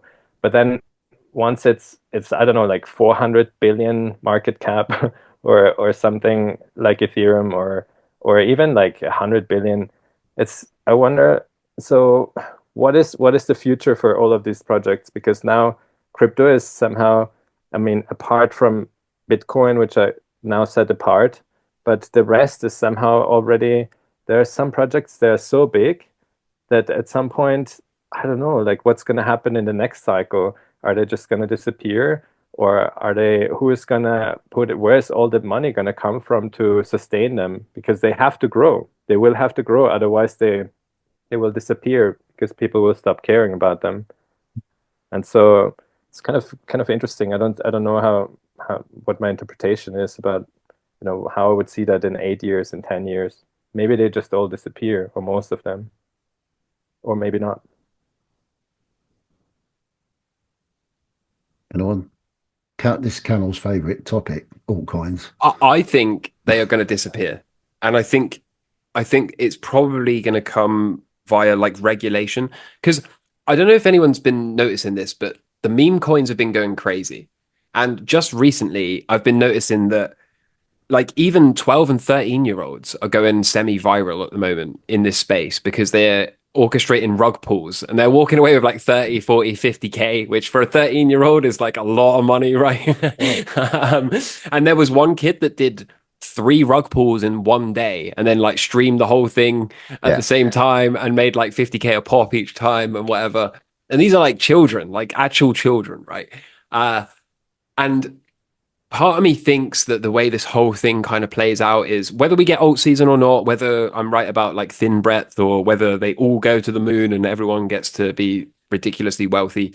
I think eventually when the market's top and we enter some kind of like really severe bear market, I think the majority of these altcoins will finally get flushed, right? Because let's be honest, most of them, I mean, we've gotten to a point now where for a while they made promises and didn't deliver. For a while they had VCs backing them, and then it turned out the VCs just exited of the first pump and then left them to do nothing. For a while, you know, he had other ones promising to be adopted and they weren't adopted, right? And then it evolved to this stage of now meme coins where we've all accepted that there's Bitcoin and then there's things that pump. And we don't even need to try and pretend like they've got fundamental use cases or they're solving problems or that they've got any kind of utility or that they're going to change the world. All we care about now is, does the number go up? And if it does, right, then who cares, right? That's all we need. Just can we buy it and can it make us some money and can we exit with more money than we came in with? That's like the point we've gotten to now. And it's kind of like sports betting in a way. It's just like, I'm going to bet A or B, right? Like, which one of these do you want? And I don't care what's under the hood. And my thought is that they will kind of use this whole thing as a reason to regulate the space more. They'll kind of like, they're letting it go wild at the moment. They're letting the 13-year-olds rug a bunch of people on streams and all this kind of thing. And then I think when we get to the point at the depths of the bear market, probably after we see some massive deleveraging, whether that's Sailor or someone else, who knows? I mean, it could be like Coinbase, right? Like no one thinking Coinbase can blow up, but who knows? It could be Binance, right? It could be something we can't even conceive of right now. But bear markets have a way of exposing who's been swimming naked, right? That's what they do. That's their job. And as we get into the depths of the next bear market, we'll probably see a whole heap of like big blow ups, and anyone that's been over leveraged will be exposed, and that will get blown up. And my guess is that that's when the government steps in and goes, look, this has gone on for too long. 12-year-olds are rugging people for meme coins and all of this kind of thing. And my thought is that that's what it will take to kind of clear out this space. But what does that mean for innovation? Does it stifle innovation? Do we get to a point where, or do we just progress into the future? We have a bear market and I don't know, by 2028, 2029, we've got like 100 million different altcoins out there. Is that because at the rate we're growing, you know, they're making like 50K a week at the moment. Is that sustainable? Is that what's going to happen? Are we just going to keep building more and more of these coins and is nothing going to happen? I don't think so. I think they're going to regulate them out of existence. I think there's probably going to be a handful of chosen ones, and there'll be Bitcoin, which apparently is in the chosen ones list. Or maybe it's too big to fail. Maybe they can't regulate it. So the best they can do is launch the ETFs and try and buy as much of it as they can. But I think that's where we're probably going. I think this is probably the last true cycle. And whether or not I'm right about the thin breadth, that's to be determined. But ultimately, like I said, I think we get this kind of bear market, a whole heap of them blow up. And then finally, everyone will go, you know what? Enough's enough. Let's regulate this. And we get left with like a handful of pristine assets. That's my thinking. That's very interesting. I think, sorry, but I find especially interest this depiction of the situation basically where the mask has fallen. It's really a falling of the mask, and we don't actually even have to pretend anymore that this has some utility. It's just literally the world's gone crazy, and we put in. And I was just before actually it reminded me that I was looking into like the best on CoinGecko, like just basically what was pumping, and then you find a lot of meme coins, and it's really incredible because there's one, I don't know, from the beginning of the month until now, I don't want to say the name because it's not relevant, but it's basically a 2x, and then you think, oh, okay, but what did I do the last month at work? What is that really a 2x of what could I have done? What could I have earned? But I think there's an additional layer to this, because when it comes to the technical part, like you have to actually go deeper into it and see, okay, but it's a Solana meme coin and it has a very low volume. Then when you look the liquidity on Orca on the DEX, it's just on the DEX exchange. So, all these numbers also are just kind of a fairy tale, because if you if you really put in, I don't know, 100K or something like that, and you have a liquidity, like a depth that is just not sustaining any trades really, then you would pay a lot of slippage, right? And so these kind of things, I don't think that generally, I think that people, when they get all crazy about this, I have the feeling that nobody really thinks about this. Like, what does it actually really mean if I have to go on a DEX? I'm not even sure if people really use DEXs at all, like apart from like crypto people. So I think this is all kind of a little bit, it's very blurry to me, and it's kind of all very fairy tale. It doesn't really make sense like all the time. I think a lot of this meme coin stuff is just people that have been in this space long enough to have a higher technical knowledge than many people. Like you say about the dexes, right? Like if you've been a crypto bro for a number of years, then using a dex is fine, and doing token swaps or atomic swaps or whatever it is, like that's all pretty second nature to you. It's no big deal. Or launching like web extension browsers and with wallets like MetaMask or whatever, like all of that kind of thing is kind of pretty native to the people that have been here for a long time. And I think what we're seeing with the meme coin stuff is people with the technical know-how are just figuring out how to quickly launch a meme coin, buy up 20% of the supply, right? And then pump it via the influencer or finfluencer channels. And it's just like a license to print money for these guys. Like it costs nothing to make it. Relatively speaking, it can be done in seconds. You don't have to code. Like, we're not coding a new Bitcoin here, right? We're literally, I showed it. I have a YouTube video on my channel where I showed that you can make one in like 15 seconds with 5 or 6 mouse clicks. You don't need to write any code anymore. You can just go on top of one of these layer 1 blockchains and launch a token. And as long as you've got a couple of ETH in your wallet, then you can do that. And it doesn't take any skill set anymore. It doesn't take any coding or any of this. If you know how the space works, you can create a meme. Like I was thinking about this the other day. I could do this with my channel now, right? I got 20K subs. I've never shielded an altcoin or a meme coin. So I've built the trust of my community. If I was to come out and say, I've launched a camel coin, I put my name to it, right? People would buy it. Now, I would never do that because I fear karma and I fear God. But if I did it, if I built one of these coins and I came on my channel and said, guys, I've built a camel coin, you have my word, people would bid this thing. And if I had 20% of the supply and we got 20,000 followers that all put in $1,000 each, pretty quickly, I could sell my entire holding, rug my entire following, and I could make good money, right? So I think that's kind of what we're seeing in this space. We're just seeing people that have very loose morals. They don't care about their following, or they like I said, they know how to use the dexes and everything else. And it just kind of seems like a license to print money, whilst there's not a lot of regulation around the fact. Like if a 12 or 13-year-old can do it, that kind of tells you that you don't need to be technically savvy. And again, I just think it speaks to being in the very late stages of the cycle. We haven't had the leverage flushes. We haven't had the regulators come in and say enough's enough yet. But I do think that is not too far away now. That's almost like full circle.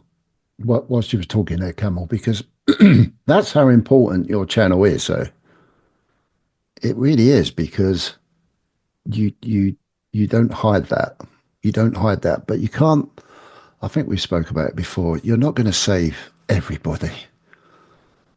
But if you can, hopefully continue and be consistent, then it will click with certain people, and that will save those people going down that, or educate them to not go down that line. And that's something I really want to promote. Obviously, hopefully people watch this, and, it's not going to make everybody that watches this go, well, I'm not going to dabble, I'm not going to have a gamble. Oh, they're talking a lot of old shit. I'm going to do this. I believe in whatever. But there'd be a few people that go, didn't think of that. I must be aware of that. And that's so important. And I think that's all obviously you can do, we can do. So, that's really cool that you're doing that. But you can't save everybody. And from my point of view, I have no idea what a DEX is. I have no,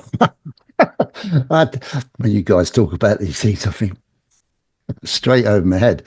But it's important that you talk about it. But for me, this is all part of what's going on. It'd be interesting to see what Geo says about, there's a lot of things that have been promised and, in America with the elections now. And I think we're on the cusp of possibly seeing such massive change that I believe will promote a lot of pain, a hell of a lot of pain. And I think we've got to, maybe go through some serious crap to realize that, to make things good, we've got to work hard at it, and it's not easy, and it's going to be a bit of a slug, and you've got to get off your ass, and you've got to learn shit. You've got to, take responsibility for what you're doing. It's, you can't just like free lunch bollocks. I'm just going to gamble my money because I know I'm going to get supported by the government, whatever. I firmly believe we're going to go. That's going to be a big part of the bear market that we're going to go through.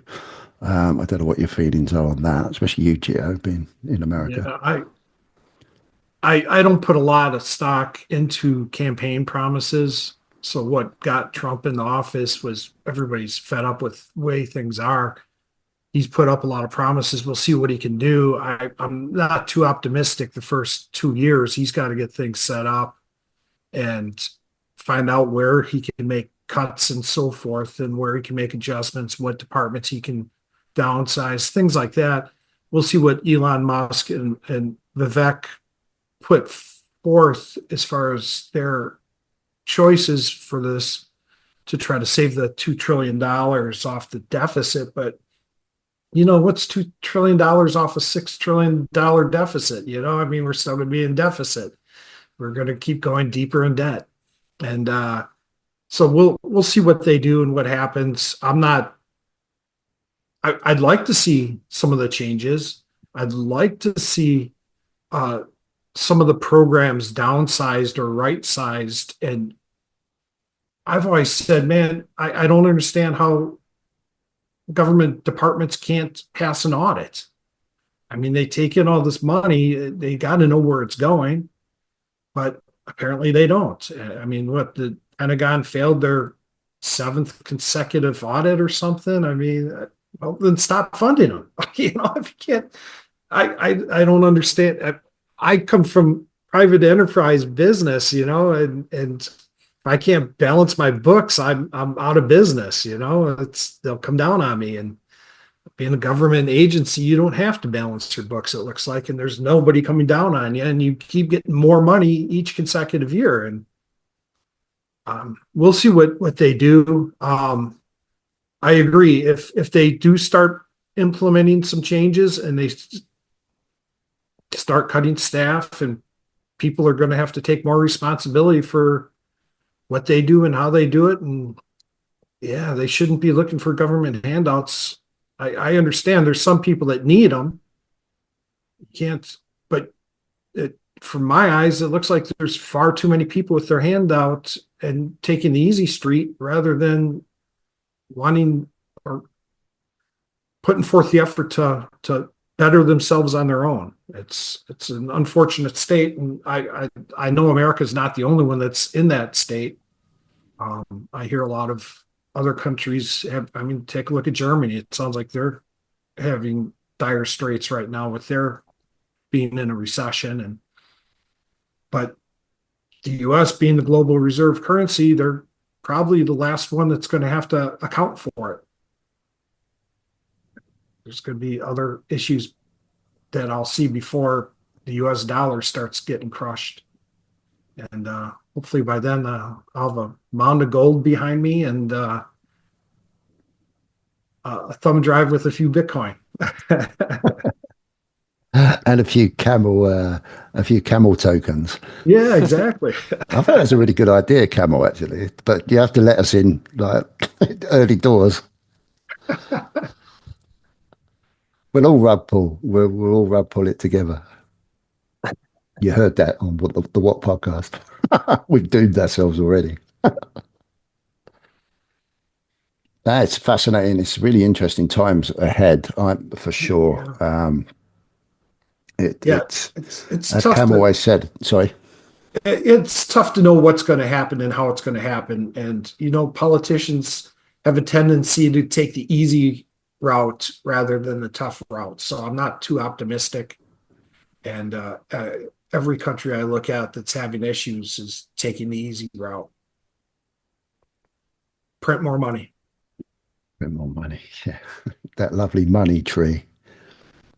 Yeah, they have the wrong incentive, right? Or because their incentive is to get reelected. And so obviously, I mean, if you can either print money or anything that somehow gets you reelected, that's your incentive to, or that's kind of then the standard to be a good politician, which doesn't make sense, because if you have to take a very tough decision that will affect a certain part of the population, then you're out.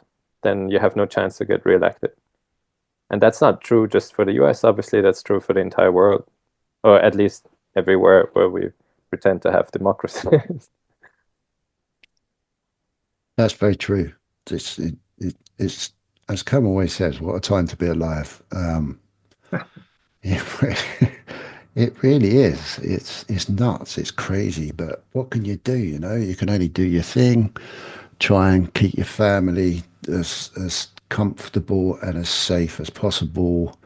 And another great thing I've took from Camel's channel and others is to learn to protect what I've built. And that's a big part of my journey. This cycle and a challenge, as I said earlier on. I'm not into all these mad altcoins at all, because I struggle to understand what I'm doing as it is. But I get the pull. I get the pull. I see a lot of young people, even in the gold and silver space, all of a sudden talking about crypto now, and they all seem like they're experts in it. All of a sudden,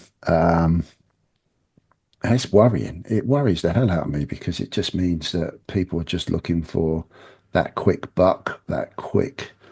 And all you do is play yourself into the hands of, the people that are going to take advantage of it.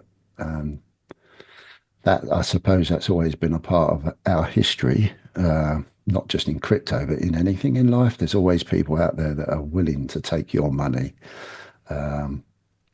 under whatever pretense that they can come up with, and they will lie like hell and be very convincing. And I suppose over time, being an older person, I've had to learn that probably the hard way too many times. But you do learn it in the end. It does make you a little bit too skeptical, and sometimes for me, I can look into something a little bit too skeptically, and maybe miss opportunities. But that's the learning curve, isn't it? More than anything, that's the learning curve.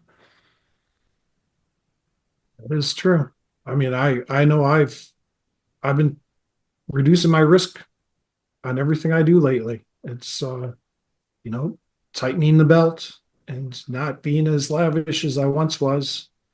Um, Thinking about where I'm spending my money. I cannot, in my mind, I'm too conservative. I can't picture buying meme coins, because I mean, granted, Bitcoin isn't something tangible. That's what everybody says. What is it? It's not a shiny rock. How can you put your faith in it? But likewise, I don't go out on the far end and do meme coins or all these altcoins that, sure, they're platform based and they've got development cycles that they promise to put out and grow and get listed on various dexes, and they promise to grow and they just don't grow. And it's an interesting conundrum in the crypto environment. But even the stock market, I mean, you look at the S&P 500 and it's just climbing and climbing and no big pullbacks. You get a little swap trade. What happened with the Japanese yen?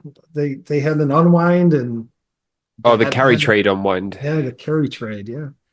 So there's something like that coming on the horizon. I'm kind of with you there, Camel. It's third week of December could be quite an interesting week, and we'll see what happens. You know, they're talking about another yen situation coming up. They've got to adjust their interest rates or something that they're afraid might cause another unwind, and you just don't know what's going to happen. There's so much fragility in the fiat market, and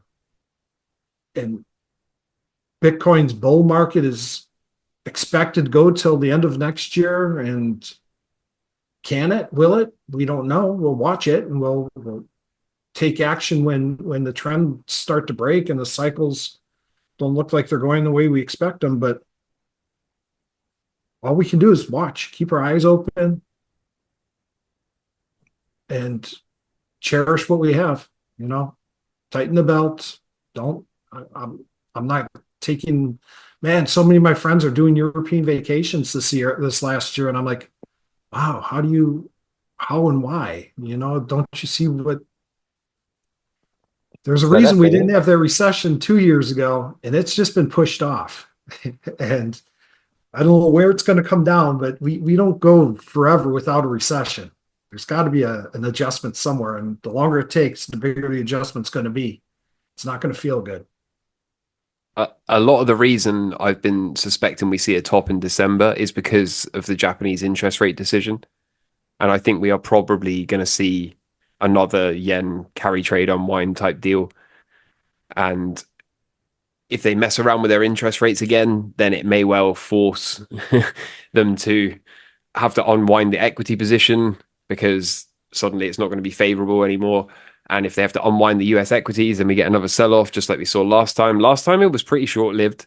It definitely could have been a lot worse. Definitely could have been a lot worse. But something tells me that was just kind of like the precursor, and it maybe is going to get worse in December.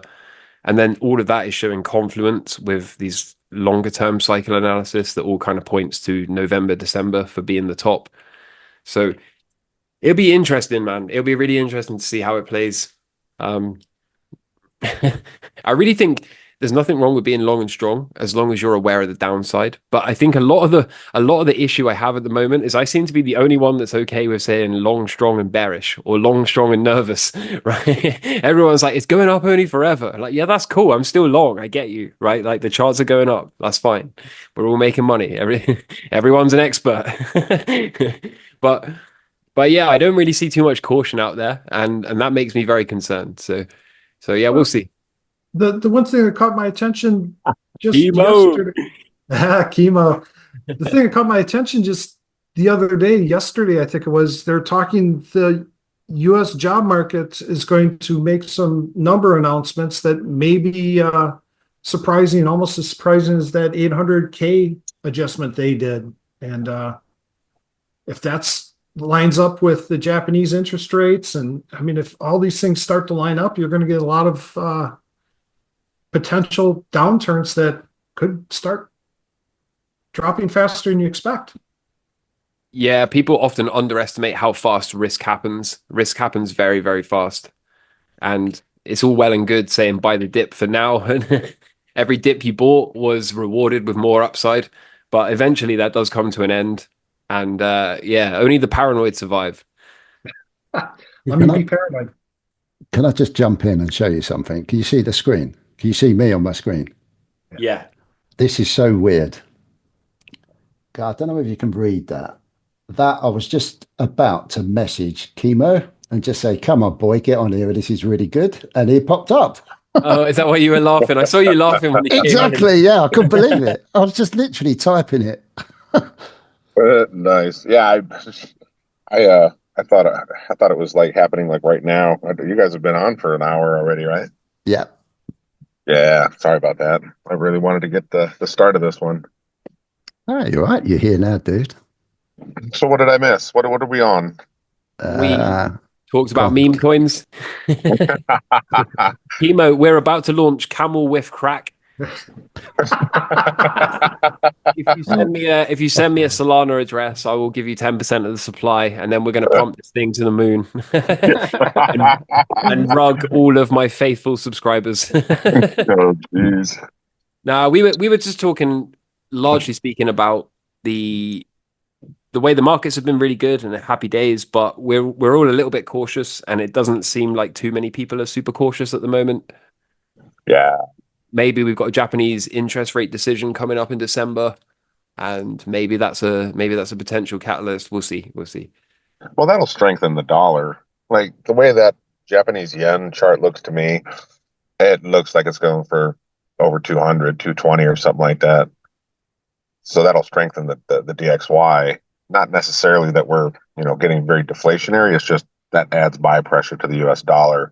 Not to say that, US markets will go down or gold or Bitcoin goes down. It's just worldwide, they need US dollars. So that'll be the DXY going up while gold, Bitcoin, and the stock market potentially goes up. But yeah, I was just looking at the charts before jumping on here, which is why I got carried away and didn't realize what time it was. Yeah, I'm seeing some potential stuff coming next week at the end of next week. So maybe we float up into Thanksgiving here in the U.S. and then we have a long weekend. And I'm always concerned about long weekends because that gives the banks time to shift things around quite a bit and then just not open thereafter. Aren't the markets open on Friday coming up? A half day probably, if I had to guess. It might be a full day. I know that the stock market, I don't think they're allowed to go 2 days without being open. So then they do like a half day when there's a holiday. But there's not much trading that goes on. Most people treat it as a whatever day. But the long weekends is, I don't like them. I'm always like, should I take all my money out of my bank account? What are these banks going to do over a long weekend? You just never know. I don't trust them. I seriously don't trust them. But generally, they want to float up into the holiday, though, to give conversation for these Thanksgiving dinners. I was thinking about how everybody's got it. I was talking to somebody yesterday, how everybody in the U.S. basically celebrates this thing. And everybody in the U.S. wants a turkey for their Thanksgiving dinner. It's just become tradition. And then I was just imagining how many turkeys need to be sacrificed for this ritual all at once. So it's a mass death of turkeys going on over the past month or two. Then again at Christmas, right? Say what? And then again at Christmas as well. Yeah, Christmas goes turkey or ham. Yeah, but Thanksgiving is straight turkey, which for Native Americans, when the first Thanksgiving happened between the settlers and Native Americans, the reason the turkey was so fundamental in that was because the Native Americans who could hunt at the time had no problem finding food, offered these turkeys that they really didn't like to eat because they were so easy to catch. And they're like, here, you guys can survive off of these. Now leave us alone. Man, that's crazy. Wow, I didn't know that. Yeah, according to oral history, that's kind of what I gathered. So that's why Thanksgiving is such a thing for the settlers getting their turkey on. I always thought the turkeys, sorry, turkeys were imported, actually. They're imported from Europe or from Eurasia. I will have to do some research on that.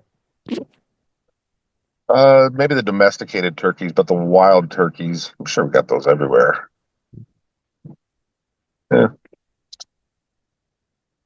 I will have to do some research on that as well. But as far as I knew, it's just a very easy animal to catch, and it helped the settlers survive. But yeah, U.S. markets and stuff are trending up into the holidays to give the conversation piece for, everybody gathering together, saying, hey, what are you into? Hey, how's your portfolio looking? What what should I trade? This and that provides liquidity to the market, potentially exit liquidity for a little bit, but it shuffles things around, gets people excited.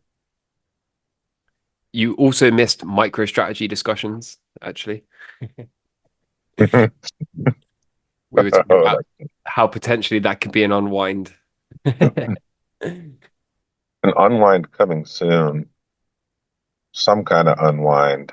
So I was listening to that podcast that I was telling you about yesterday, and it's just, these guys are doing great. It's a genius play, but we've all seen these things. You can't fail, so you just go full leverage, and that's right at the top.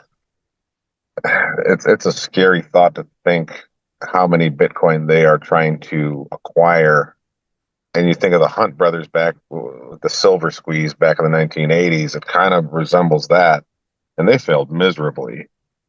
So MicroStrategy seems to be doing the same thing. And if they were to own, what do they have, 1.2% of the supply or something like that?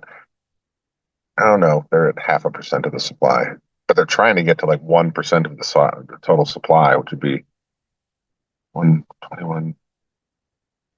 No, they are at 1%, like 500,000 Bitcoin or something. But they were talking about 1 million Bitcoin that they were going to try to achieve in the next few years. And that's just massive. That's 5% of the supply.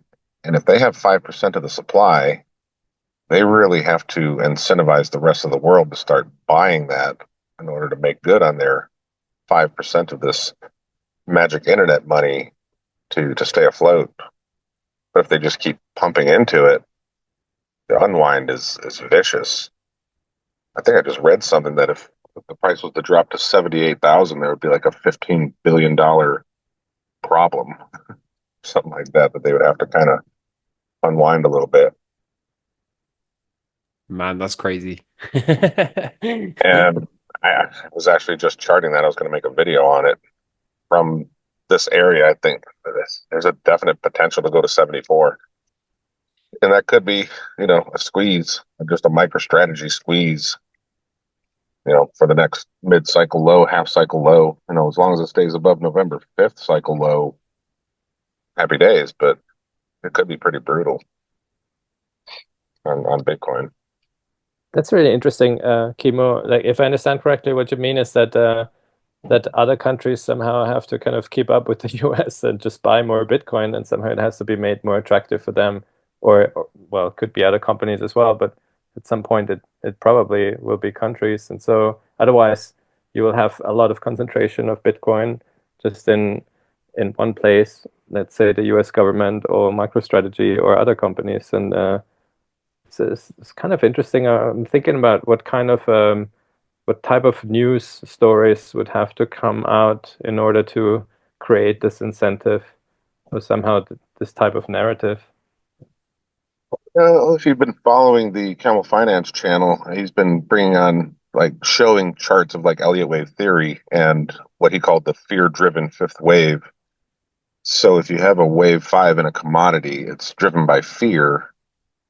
So there would not necessarily be a fear of missing out, but fear that something else is broken. And I'm kind of anticipating it being the U.S. bond market because they're oversubscribing debt. So if the U.S. bond market is having liquidity issues, then it would be a fear of that collapse that gets a lot of sovereign nations kind of adopting some Bitcoin, at least short term, if not long term, and just riding it out. And it could buy up quite a bit of the supply.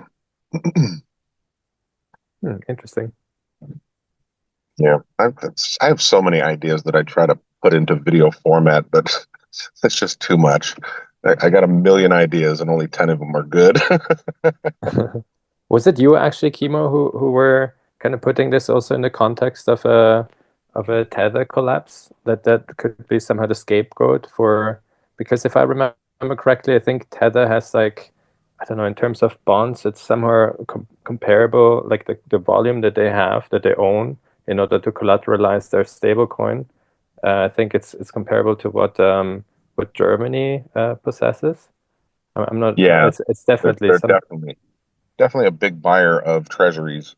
Would be U.S. Dollar Tether. That corporation owns a lot of U.S. treasuries, and if that treasury market was to go down, the peg, USDT may depeg from the dollar.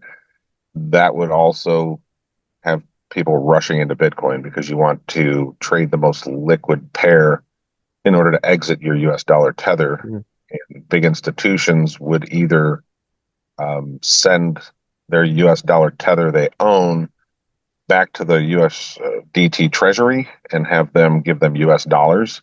But that's a lengthy process. So if there is some kind of quick depegging happening, the fastest way to exit Tether is into Bitcoin. And we saw that happen back in was it early 2020, late 2019? There was a depegging very briefly where US dollar Tether went down to 90 cents or 89 cents. And Bitcoin shot up 30% in 2 days, something like that.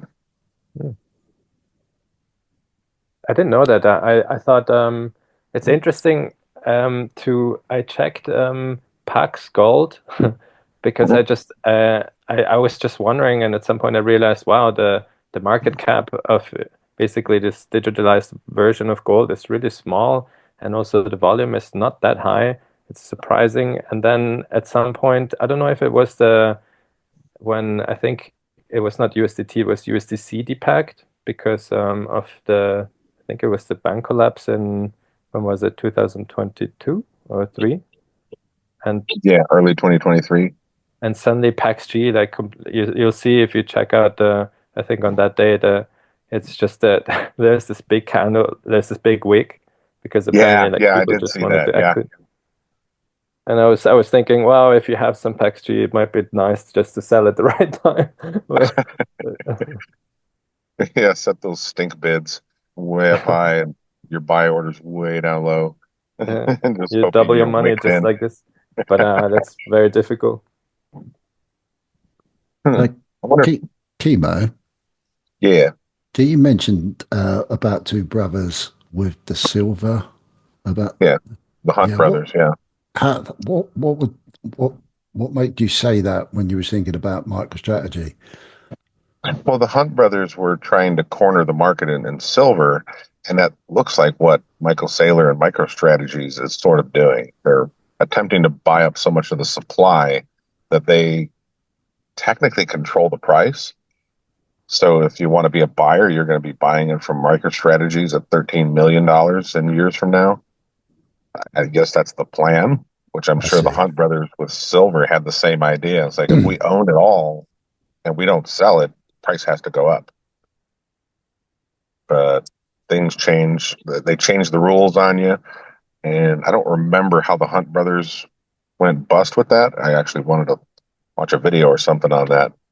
But I suspect something similar was going to happen to MicroStrategies. They're not going to let them get away with that because, I mean, the company, if Bitcoin is to rise to the prices they're suggesting, it puts MicroStrategy at a $10 to $15 trillion market cap within 20 years. That would be a collapse of your currency to make that happen, which is definitely possible. But they're not going to let them do that. It's just, I just don't see them letting somebody make so much cash and the cash actually have any value thereafter. For that to happen, hypothetically, what would have to happen everywhere else for that to happen? What would be the outcome? For MicroStrategy to be successful in its endeavor to become a 15 million or $15 trillion company? Yeah, what would the rest of the global financial system look like? Possibly. The way that I would see it playing out is a bond market collapse happening within the next 6 to 9 months. Then the U.S. government, Treasury, and maybe Federal Reserve try to backstop that by buying up the bond market themselves, similar to how Japan did their stuff back in the 1990s. And then you're kind of in this perpetual state of buying your own debt, financing the debt, or what do they call it? Well, it's financialization of your own debt.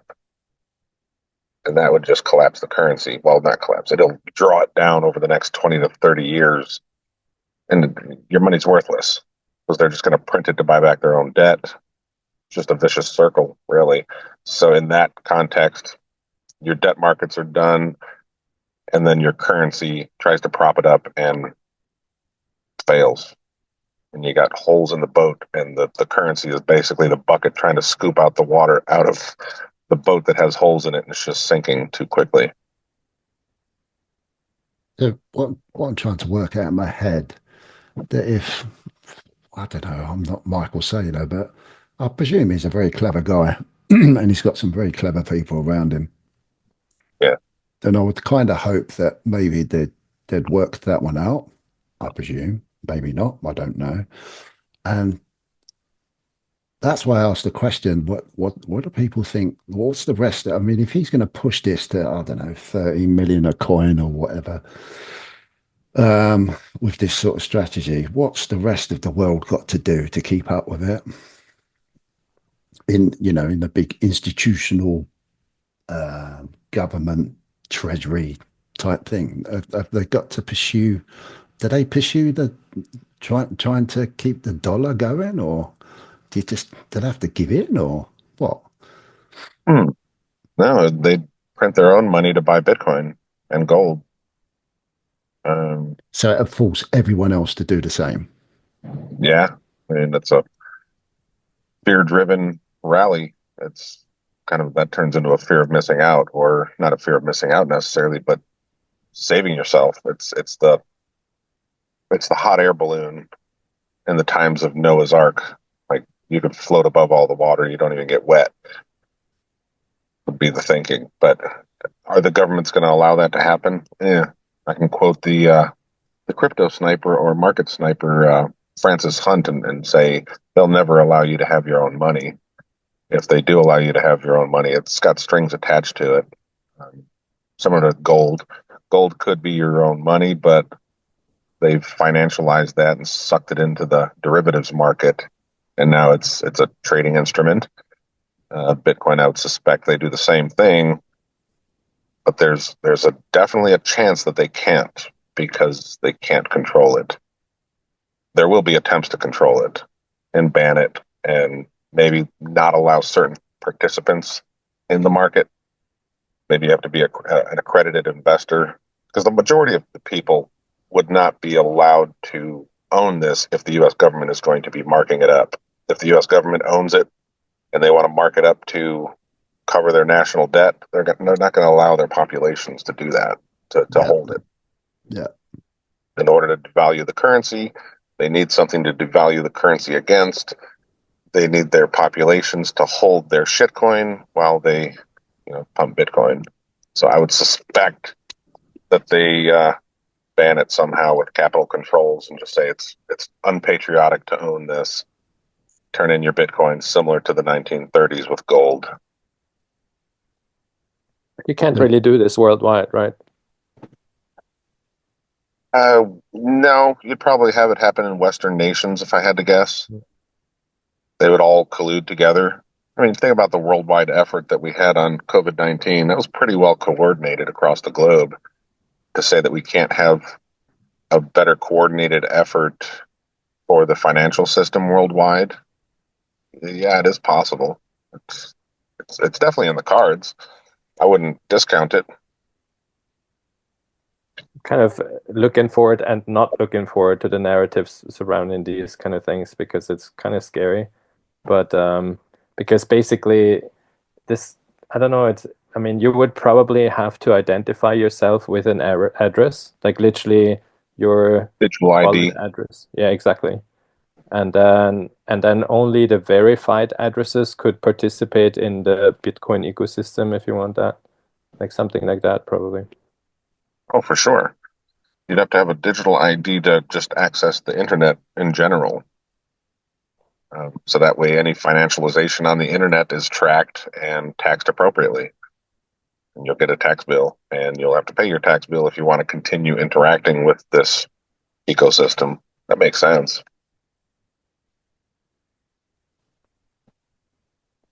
It's a good thing we're all traders. We'll have liquidated our holdings before that happens. It's really interesting, isn't it? Because it's just one of those things that's just it, probably for the last year or two, I've heard a lot of people talking about, the collapse, the this, the that, the possibility of this happening, that, and I've been trying to get my head around and trying to understand it. And it always feels like, oh my God, this actually could happen. And it just makes you sit there and think, oh shit, what's the consequences if this happens, What's the consequences, for my children, my grandchildren, and everybody really. It's yes, it's well, yeah, what a fascinating time to be alive. It is quite fascinating, but I mean, I also look at the US defaulted in 1971, and we still have the US dollar, and it's still getting weaker every time they print more, and it's still world reserve currency. And I mean, when's the collapse going to happen? Hell, it could happen third week of December or 50 years from now. We just don't know. And yeah, we make do with what we've got, and we try to earn as much as we can to sustain our mediocre lives. Yeah, Very, trade the trend. very true. Bro, Very true. imagine the Roaring Twenties crew are correct. Well, Imagine like there's no recession anywhere in sight. We're just going to go up only till the end of the decade. Like, can you imagine what if they're right? Has anyone stopped to think about this? hmm. What if Raoul Pool is right and the banana zone is just getting started? We're just getting started, bro. What if we are really early in this melt up? It's true though, isn't it? You can't discount it. Um, I suppose you can't. Anything's possible, I suppose. Absolutely anything. What happened after World War II and Bretton Woods and all the debt the European nations had fighting the war? It all got written off, didn't it? I No, mean, actually, they just finished paying some of that off recently. I think it was 2 years ago. England made their final payment on that. I think I read in the news. interesting. I have to look into that though. That's part of our homework, I guess. But I, yeah, I I don't know remember about something about that. I don't know about that, but if that's true, that is wild. They just got done paying it. Yeah, Yeah, wasn't yeah. it the Germany as well, paying back the Marshall Plan financing that they received after the Second World War to rebuild Germany? Yeah, Wow. Wow. expensive stuff. Yeah, We're some just living people it. seem to be thinking that it's it's time for somehow another event so that the whole thing can repeat again. And Just we just finished paying off our credit card, and now we got to max it out again. yeah, I want it's the terrible roaring. actually. Sorry, Camel. Oh, I'm just messing around. I said I want the roaring 20s more than anyone. It's gonna be Camel long and strong and nervous for another 3-4 years. Yeah, imagine it. Long, strong, and bearish until 2030. Oh, brilliant. Those videos would be really cool, wouldn't they? I'm still long, strong, bearish. Still, it's going to happen. I'll Sorry, be one. dead. I'll be in a box by then, probably. Sorry, one. What were you saying? Sorry, no, I was just laughing. I have to listen to what the markets say. The markets will tell us with a nice reversal candle and start printing some lower lows, lower highs. Then it's definitely time to watch out below. Yep. That's really all you can do. If you keep printing higher highs, higher lows, then there's something that we're not seeing that says liquidity is going to push into the banana zone, and we just hold steady and keep on rocking. I do want to say that Bitcoin over $100,000. I've always said this for the past 4 years or so. I said that's probably not a world you want to live in because that means something is seriously wrong. And I think inflation adjusted, it would be above 130,000. But yeah, getting up to these areas is financially, just seems like something's breaking, and weird things or bad things are coming. On a positive note for Bitcoin, though, you have nation states that are, well, one of them is showing their profit and loss statement, like El Salvador did, showing that they're up on their bags. But you have presidential candidates talking about it. You have Congress pushing past bills just referencing Bitcoin, or even trying to adopt it, is substantial. I mean, that's major. And I didn't expect to see that for years. Like 4 years ago, you told me that the US would be passing or trying to pass bills in 2024 regarding Bitcoin. I'd be like, I'd see 2030, 2034 maybe. No, it's already here.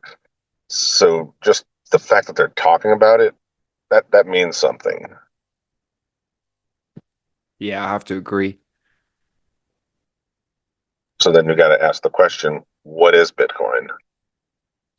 And this is something that I've been thinking about pretty heavily over the past 5 to 6 months while we were trending sideways there.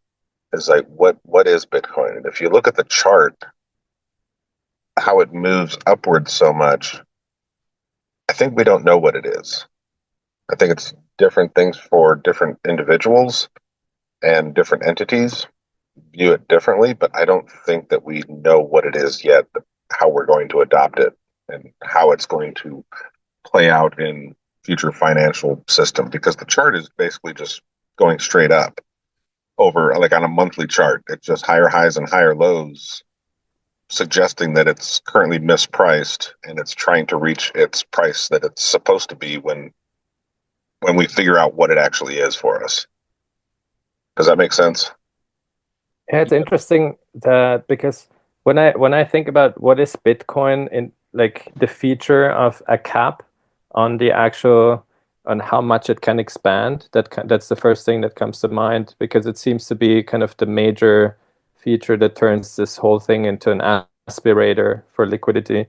And I think, I'm not sure if I can say this, I don't mean this in in a bad way. It's just, I think from an American perspective, probably it's relatively normal to live with, living in a country that has the world reserve currency as a currency. And so basically everybody in the world pays your debt. Like literally you can make money and people, and then say, oh, okay, we have more debt. It doesn't matter because we buy our debt, and then somebody will buy this debt. But no other Yeah. country in the world can really do that. And so like that's what means Bitcoin for me from a non-US perspective. It's like, oh wow, okay, so there's something different. There's a cap. And so that makes it interesting because then the price shoots up. But it's true, Kimo. I also think about when people talk about, oh, 1 million Bitcoin, a Bitcoin is going to get some kind of astronomical price. And I wonder, how does the world look like where this is actually a fact? And I'm not sure if I really like that. I think it would mean pain for people that don't own any. Like you want to own a little bit in your portfolio, 1 to 2%, no matter what, um, because it's a hedge against everything else falling apart. And Bitcoin, I mean, the way that I see it in the charts, it is the most liquid asset. I think they're more liquid than the treasuries because you can sell it and buy it at the drop of a hat. It takes no further communication, no counterparties. It's just go on an exchange, set your order, and it goes. Whereas U.S. Treasuries, I'm sure there's a phone call you got to make or something online you got to do. I've never bought U.S. Treasuries, so I don't know. But you can buy them from Treasury Direct. There's a little form that you probably have to fill out and stuff like that. But there's a little bit of time delay with those. Gold, same thing. You can't just move your gold onto an exchange and within 15 minutes you have your money. It takes days, from what I understand, from large holders of gold. Same thing with real estate. It takes you a month to close that.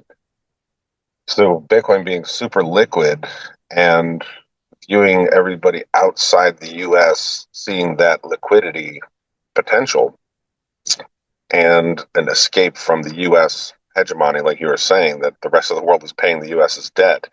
And when they no longer want to do that and they see an alternative, like, well, we're going to go with that alternative. It's equally liquid. I can move in and out of it, and I don't have to pay US debt. I think it's a win-win for the rest of the world. I think the US is not going to like it, but I think the rest of the world is going to be way better off. Let me ask you guys this. Does anyone else ever think of Bitcoin as dirty? Because I didn't until the last 6 months or so. And over the last 6 months, I kind of feel like it's not the same asset as when I first bought it. So I'll be interested to know what you guys think about that. For sure. Is it dirty? I think it's tainted. I think the financialization, the way the Wall Street is trying to adopt it, has definitely put a stain on there. But not quite dirty yet. But it might be drugged through the mud. I guess that's my view.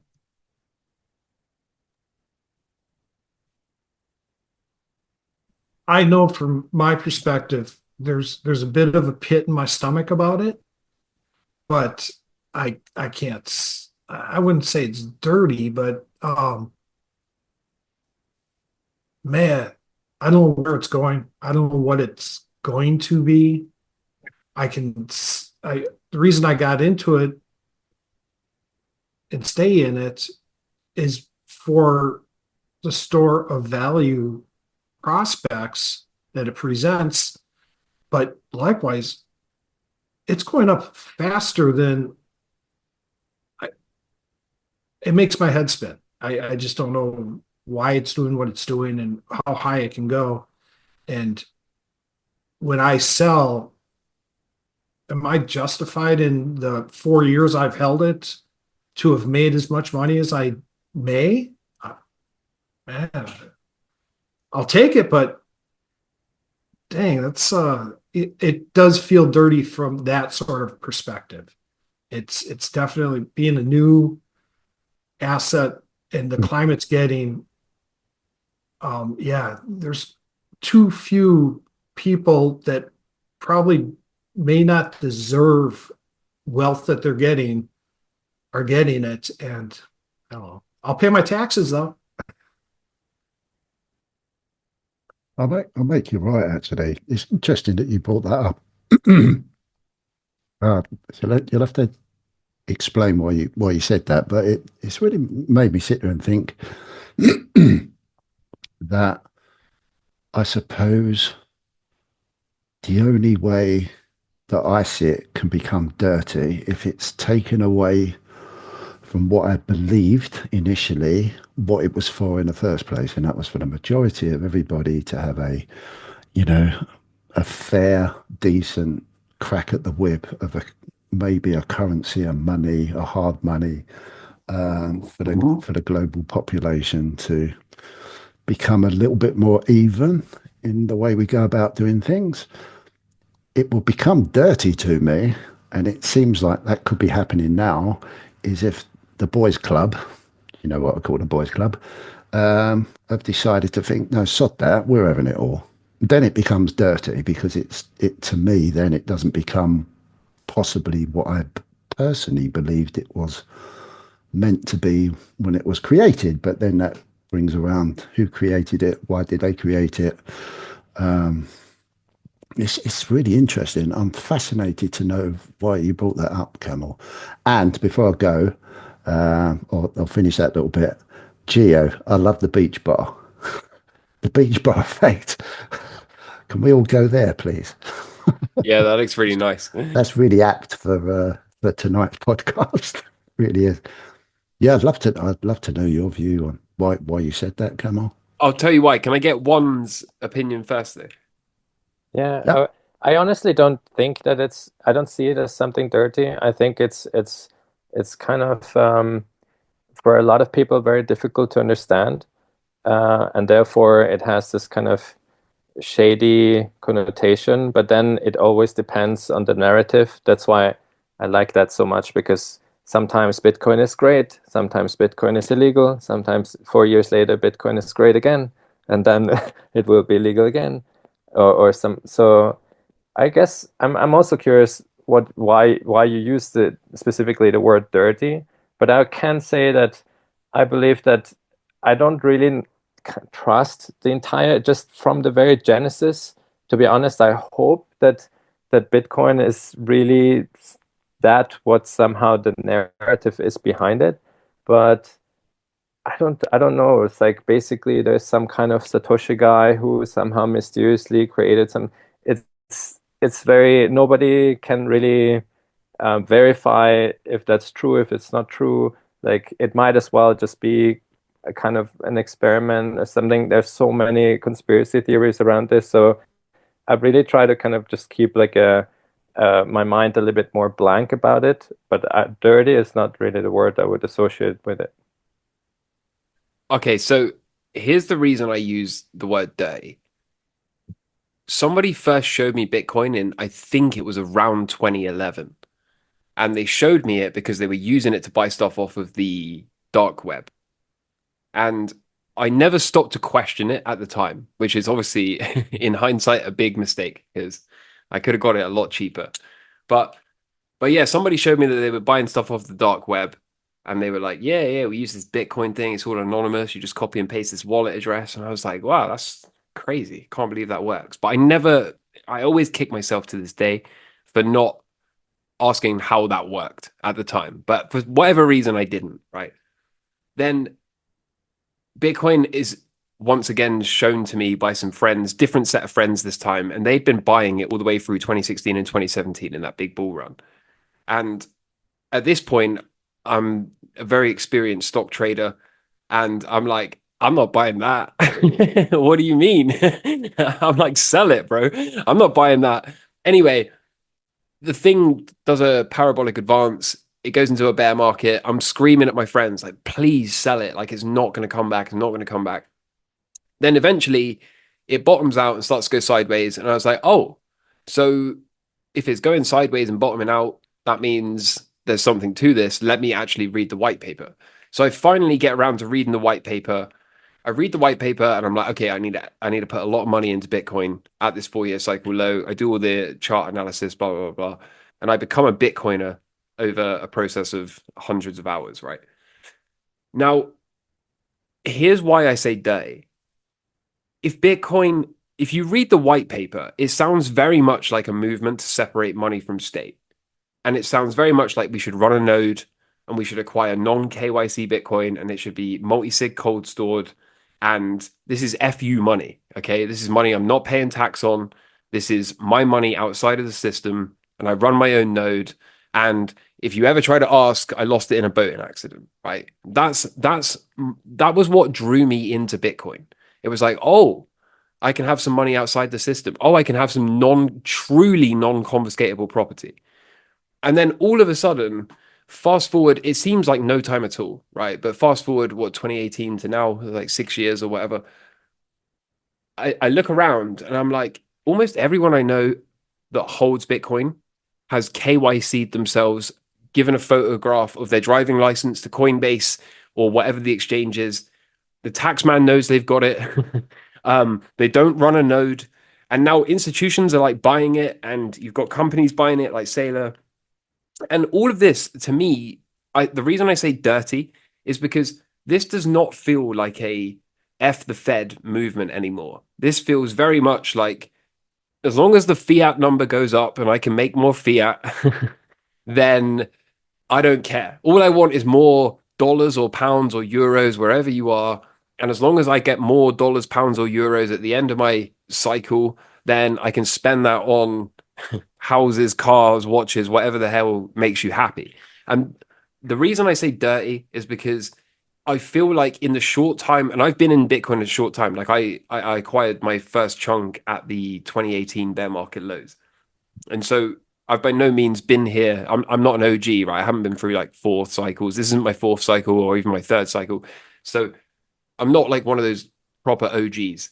But in the short time I've been here, I've noticed, because when I first bought it, you didn't need KYC, right? That was a big change. And then all of a sudden, the exchanges that I've used for years are like, hey, we need a picture of your driving license. I'm like, what the hell, bro? Right? Most people I speak to, you're like, do you run a node? They're like, no. Oh, Okay, so you actually don't care about Bitcoin. As passionate as they are, if you don't run a node, it's hard to make the argument, at least from my perspective, that you actually are here to separate money from state. So then it becomes a question of what are you really here for? And the answer, Bitcoin is many things to many people, and that's fine. It's not a judgment, right? It's not like, oh, if you're here to save up some money and buy your first house, or if you're here to make some money and pay your mortgage off, right? Far be it from me to judge. But I think if you're going to be a true Bitcoiner, you need to run a node and have no KYC Bitcoin that is truly non-confiscatable, and you're never paying tax and nobody can ever take it from you, and it's multi-sig cold stored. And if anyone ever asks you any questions, the answer is F you, right? That's what Bitcoin was. That's what Bitcoin was. That's what it was supposed to be. At least when you read the white paper, that's very much how it comes across. And now, kind of fast forward to 2024, we're about to be 2025. The reason I say it's dirty is because I don't see that attitude from hardly anyone I interact with. It's the attitude has changed to this is an institutional driven bull run, and I can't believe how much fiat I've made from Bitcoin. I can't believe I'm going to be able to pay my mortgage off. I can't believe if I'm younger, I'm going to be able to put a deposit on a first house. I can't believe, but it's all fiat thinking. I don't see any more of the what's the word anarchist. I don't see any of the desire to say, let's burn the Fed down and piss on the ashes, right? I don't see that anymore. All I see is number go up, time to rotate into Dogecoin, make even more fiat. And I'm thinking, this whole thing feels kind of dirty to me. Like, this is not what I signed up for. What I signed up for was truly burning down the Fed and having a money that was non-confiscatable and that couldn't be inflated and that couldn't be confiscated. And to a certain degree, those properties are still there. But like I say, it just feels a little bit dirty to me. The more I look around, the more I see BlackRock is in the space. And I guess that was inevitable at some point they were going to come in. But it just feels a little bit like if you were to look at the pool of Bitcoiners these days, I don't think many of them are really here to burn the system down. I think the majority of them are here because this is the best performing asset class, and ultimately they want more fiat currency, which to me kind of defeats the object. And I see a lot of people say, well, Campbell, you're going to sell. You're a proponent of selling, and you shouldn't be selling a pristine money like Bitcoin and exit into fiat. And to that, I simply say, BS. I don't want to hold an asset that's going to go down 70% in a bear market, right? So it's not a fiat thinking. If I want to exit Bitcoin and buy it back lower down at a 4-year cycle low, then ultimately my goal is to get more Bitcoin at the end. I just don't want to sit through a 70% bear market. So it's not the same as saying, well, I just want to make some fiat and then leave the Bitcoin space forever. But wholly speaking, my point is simply, I don't see many people that are here to actually make change to humanity. I see more people that are here just to make more fiat so that they can then go and buy Rolexes, Lamborghinis, or whatever the hell makes them happy, right? And that's what I mean by dirty. The whole thing seems kind of tainted. It seems like we're no longer about separating money and state and more about number go up, therefore everything's okay. That's really interesting, because I think 2 days ago, you might have seen it, I put a tweet out. I said the price of BTC reminds me of how a moth sees a bright light. Becoming tunnel visioned only could result on missing something more relevant to what we are trying to achieve. If BTC is your thing, then concentrate on owning it more than the price of it. And then I followed that up with, where is the 100k Bitcoin? Because that was making me laugh with all the FOMO over it all. Makes for great clickbait, but more importantly, have you got BTC? Exclamation mark. If price is the factor, then I think we are all missing the point. And I think you're dead right, Camel. It's really interesting. We are obsessed, or I don't say we, like everybody, but we just seem obsessed with price.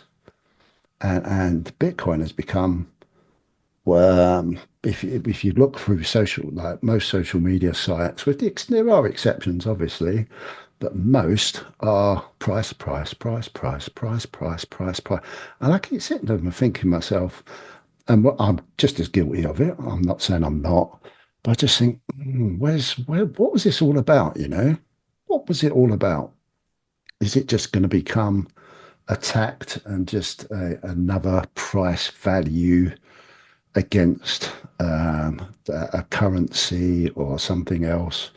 Is it going to be lost I'm not sure. We'll find out what it's truly all about in time, obviously. But I love the way you've put that across. It's really cool. Sorry, Yeah, that it's was kind of like they're turning it into a trading instrument, which I had touched on this a few podcasts back, that to suppress it, the way you would do that is by turning it into a trading instrument where people are only focused on price, like you're saying.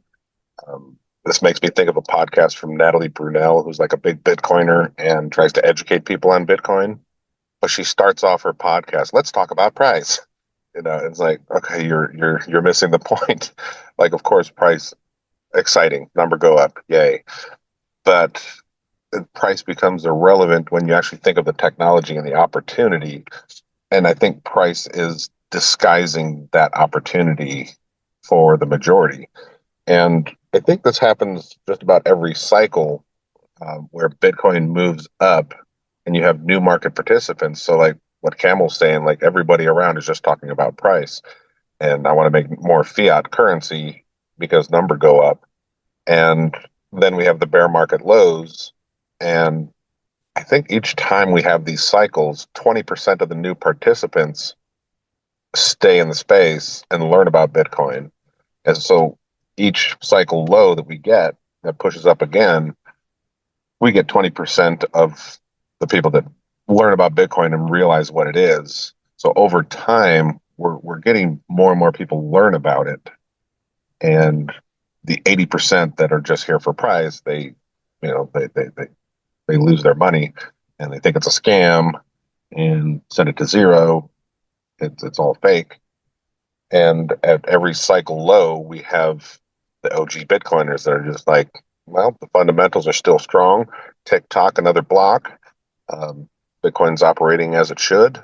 Um, we kind of go through the same cycle over and over historically. Like I've watched videos of people talking about Bitcoin back in 2015, 2016, and it's just the same thing happening over and over and over. But over time, it seems that you get more and more of the movement that are sticking around and learning about it and realizing that there's a potential opportunity here. So maybe we have an anarchist movement or a anti-Fed movement. It's just, you're up against a seven-headed beast, so it might take time. It's interesting to hear all these different opinions in general. Like Camel, I had a whole different picture when you asked that question. I thought more about, if that you're thinking about something sinister within the creation of Bitcoin, like something like a virus that explodes all the computers running a node or something like. But what you describe is actually more kind of like a gradual, like a procedure or some kind of progress where the people and the institutions surrounding Bitcoin, but not really Bitcoin itself, is kind of like on a gradient to getting dirtier and dirtier, if I can say this like that. And I was wondering, I always kind of struggle a little bit with a different aspect, but that might also kind of fall into that dirt canister somewhere, which is kind of more the the people that always advocate for free transaction of wealth. Of you're basically Bitcoin or BTC is a solution for this. So you have the Bitcoin network, and I can send you something, and nobody can control it, and that's great. But the problem is, and that's kind of my question to you, maybe to you all, because like obviously that implies that we all have to accept that we all will have the right to do that. Like it's really everybody or no one, because you cannot control if somebody who your country or another country declares to be some sort of terrorist, that they cannot use it, because that's inherently not possible. Like either everybody can use it or it's not usable. And so I was wondering, that is something that always sticks somehow to my mind, and I'm always thinking about this because that I don't see that actually really understood. Like I don't see that everybody. Like maybe if you disagree, I would also be happy to hear your point on that. But I think that this is like a premise, and I have come to accept it absolutely 100%. I believe that everybody should be able to transact and there should be absolutely no restriction to this, even if it's actually negative. And I don't have any other solution to that, but I'd be curious to know what you guys think. Yeah, I mean, needless to say, I don't condone terrorism. uh, but yeah, if we're going to have an open source permissionless network, then anybody must be able to transact with anybody, right? But I don't think that's necessarily an issue pertaining to Bitcoin, because if you take Bitcoin out of the equation, criminals are going to use US dollars, right? They're going to use cash. They're going to use whatever. Like, it doesn't matter. If you take away Bitcoin, they just find another medium of exchange to transact in. So I don't think that's necessarily a problem that's specific to Bitcoin. But this whole thing is, for me, the reason I say dirty is just because I think we've completely, the Bitcoin that we are looking at today is unrecognizable to the Bitcoin that was originally envisioned. And some of the reason I have this kind of like bias and negativity towards alts is because that liquidity that is being put into altcoins is, in my view, and it is just my opinion, but it's rightfully Bitcoin's, right? And by having all these altcoins that people can speculate on, we are missing the point completely. We had the opportunity to move towards a censorship resistant, true digital scarce property that you can own. And instead, we got so sidetracked by the fact you can make a bunch of fiat in it that we then allowed millions of altcoins to come onto the scene so that we could speculate on those and get even more fiat. And this whole thing is just kind of moving further and further and further away from having a people's currency that is censorship resistant and permissionless. And so, yes, there's always going to be bad actors, right? But there's bad actors in every currency that we currently have, right? The dollar is used for drug trafficking and human trafficking and all this stuff. So is the euro, so is the pound, right? No matter where you go in the world, criminals are there and they operate using whatever medium of exchange is available to them. So I don't think it's necessarily a problem that pertains to Bitcoin, but the whole thing just kind of feels weird to me. It seems like the volatility is, of course, a feature. And of course, it's a nascent asset with a small market cap, especially relative to like bonds, which is what, 450 trillion. And we're sat at 2 trillion right now for Bitcoin. So, of course, there's going to be volatility. Of course, there's opportunity there. But I think so many people have gotten sidetracked by, oh, I can make so much money. I can make so much fiat money from this. And then a natural kind of extension of that is, well, I can make even more money by trading some altcoin, some meme coin, whatever it is. And the more you look around, the more you go, well, who is actually here to burn down the system? Right? Because the original Bitcoiners that were mining Bitcoin from a laptop using a CPU, those guys were there to separate money and state. And now today, and again, this is not a judgment. I am not, let me be really clear. I'm not saying that if you're here to make money to pay off your mortgage or to get a first time house or just to increase your net worth, I'm not saying that you're a problem or there's anything wrong with that. Bitcoin is many things to many people, but I'm simply making the observation that relative to the people that were mining Bitcoin on a CPU on a laptop all those years ago, when we look at the space today, it's unrecognizable, right? There's not a single one of those Bitcoiners that would have uploaded a picture of their driving license in order to mine Bitcoin. Not a single one of those people would have done that, right? And then it started to really function as a medium of exchange via the dark web, where people were buying and selling drugs and whatever else online. Do you think they would have uploaded a picture of their driving license? Of course not, right? And again, I'm not condoning black market sales or buying drugs over the internet. That's not the point. The point is simply that if you're going to separate money and state, you need to have a level of anonymity about it. And today, we don't really have that. So again, I have not been here for 3 or 4 cycles. Like I said, I bought my first purchase at the 2018 bear market lows.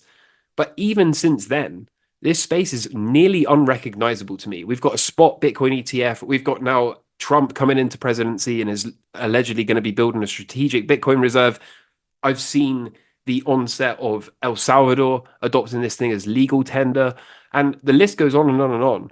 And on the one hand, this is fantastic. We are seeing Bitcoin become a mainstream asset that is no longer speculative, that is more and more accepted in the mainstream and all of this kind of thing. But again, I just can't get away from the fact that, for me at least, I came here to burn down the system. And I have found myself, I'm not going to lie, I have KYC'd exchanges. I made that's what I did. I took a photo of my driving license and I posted it. And then I was like, years later, I was like, why did I do that? Right? I didn't need to do that. You can run a node and buy non-KYC Bitcoin and not pay tax on it, right? You don't have to do that. So it just looks very, very different from. I can remember the feeling in my heart and in my soul when I first found Bitcoin and truly understood it. When I read the white paper, I was like, okay, yes, finally, a fair monetary system. And now I look around and I just see Sailor buying up billions and billions and billions a week. And I'm like, is this fair? Have you got billions to buy? Because I don't, right? I can't buy billions and billions a week. And it just feels like we're slowly but surely morphing into a much more kind of fiatized system and less about actually separating money and state. It feels like over the next, I don't know, let's say 5 to 10 years, we're going to reach a point where Bitcoin is an asset class and it's a serious one, but it's like gold. Gold in the sense that we can own it, we can hold it, we can benefit from it at the right times. But at the end of the day, the boys club control it. The boys club have the dominion over this asset. They can naked short it, they can play their games and blah, blah, blah. And ultimately, the whole goal of Bitcoin was to separate money and state. And I kind of have been forced to accept the reality that whilst I can make a bunch of money on Bitcoin, we're never going to have our own currency that is completely censorship resistant and beyond the control of that boys club. Amen to that. It's really, do you know what's really cool is if it wasn't for that conversation, that 20 minutes, just to put things into perspective a little bit, to make us actually seriously sit there and think, oh my God, we are just a part of this fiat scam. And it's got like, I don't know about you guys, but it's always got this like a bit of a spiritual undertone to it all, where we are constantly having to think about what we're doing. You possibly, I hope that that Bitcoin was brought to us all, and eventually, in whatever time, that it does become what we all probably think it should be. But it has an awful the connotations to it always. At what point do we ever get to learn? What point do we get to learn about greed and how far down a rabbit hole of shit pot bloody unfairness within our financial system? What do we have to do? And maybe in this cycle, yet again, that Bitcoin will prove that we're going to have to learn probably the hard way through some sort of craziness that goes on. And it will come out the other side, hopefully. And maybe I might not see it. Maybe I might have to try and use the money that in my lifetime to try and find a way of preserving that somehow, and doing some good with it. And hopefully down the line, it will be of a stronger benefit, in the future to come. But it's disappointing, but it just shows the frailty in what we've become. And that's why I put those tweets out sometimes. We are just obsessed with money, and it's just overtaken us. Everything we do is money, price. If you're into gold, oh, how much has it gone up by? You're always looking at, converting it into your currency, your currency, your country. We're just every day, we're just constantly talking about pound notes, dollars, whatever, euros. It's become part of, it's deeper than what, until you start reflecting on it, it's deeper in our psyche, and we've let it become that. And maybe hopefully Bitcoin will prove us all wrong in the future. Well, not prove us wrong, but have to go through these ups and downs maybe we've got to go through is yet another major catastrophe through a cycle, and see where it takes us. But that's interesting. Powerful point, that, Camel. Powerful point. Turning it all religious and stuff, right? So if you read the Bible, they Sorry. talk about the worship of, worshiping of false gods. And if you think about what society is doing, like you're saying, we're following what the dollar is doing or your currency is doing. We're all chasing that. That becomes the point of focus. That becomes your point of worship, and you're led away from God in that sense. And I think over time, over the past 20 or 30 years, I think it's getting worse and worse. People are worried about paying their bills more and more as times get tougher and tougher with inflation.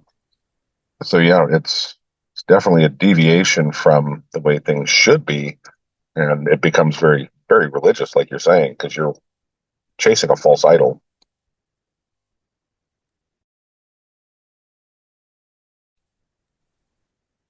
I think my biggest reason for having a core holding of Bitcoin is that I know the US dollar, because I'm in the United States, is getting devalued at such a pace. And I need to go into retirement with security and not have to chase a yield and have the comfort of knowing that my million Satoshis is still going to be valued at what a million Satoshis is tomorrow. It's not devalued in any way, and the market will dictate the price. And as they keep printing more dollars, Bitcoin's going to go up because it's a fixed value, fixed number of coins. So that's what I'm counting on it for. And I play the market following Camel's guidance for the trends to seek the yield on my daily, my near term wealth. But for my long term retirement hopes, I've got that pool that I don't want to touch. And I know it's not getting devalued or diluted by a government agency printing more money. That's my biggest takeaway. And when I play in the market, I play in the market, but I do hold some for that long term. And it's unfortunate we got a gold and silver. I've got that as well. Younger people don't, but I mean, I'm not in general, they don't think about it. But it's we got to get out. I feel I need to be out of the fiat system in the race to try to get yield for my dollar. And at some point, I'm going to need a pool that I can rely on, and that's what Bitcoin provides that to me.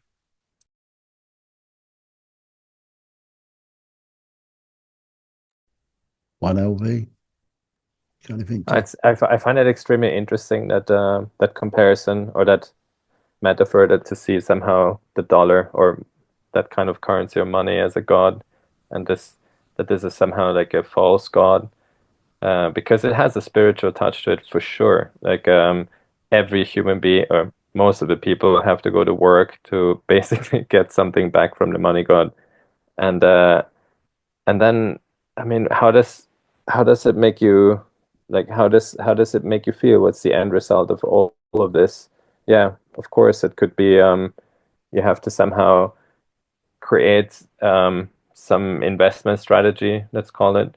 But in the end of the day, like the kind of like the bad or the dirty part of it is actually the constant iteration and the constant striving to have this pressure to make more efficient investments, I guess, which kind of sounds strange because no investor would somehow agree to this, because investors in general, like investments is somewhere about making money.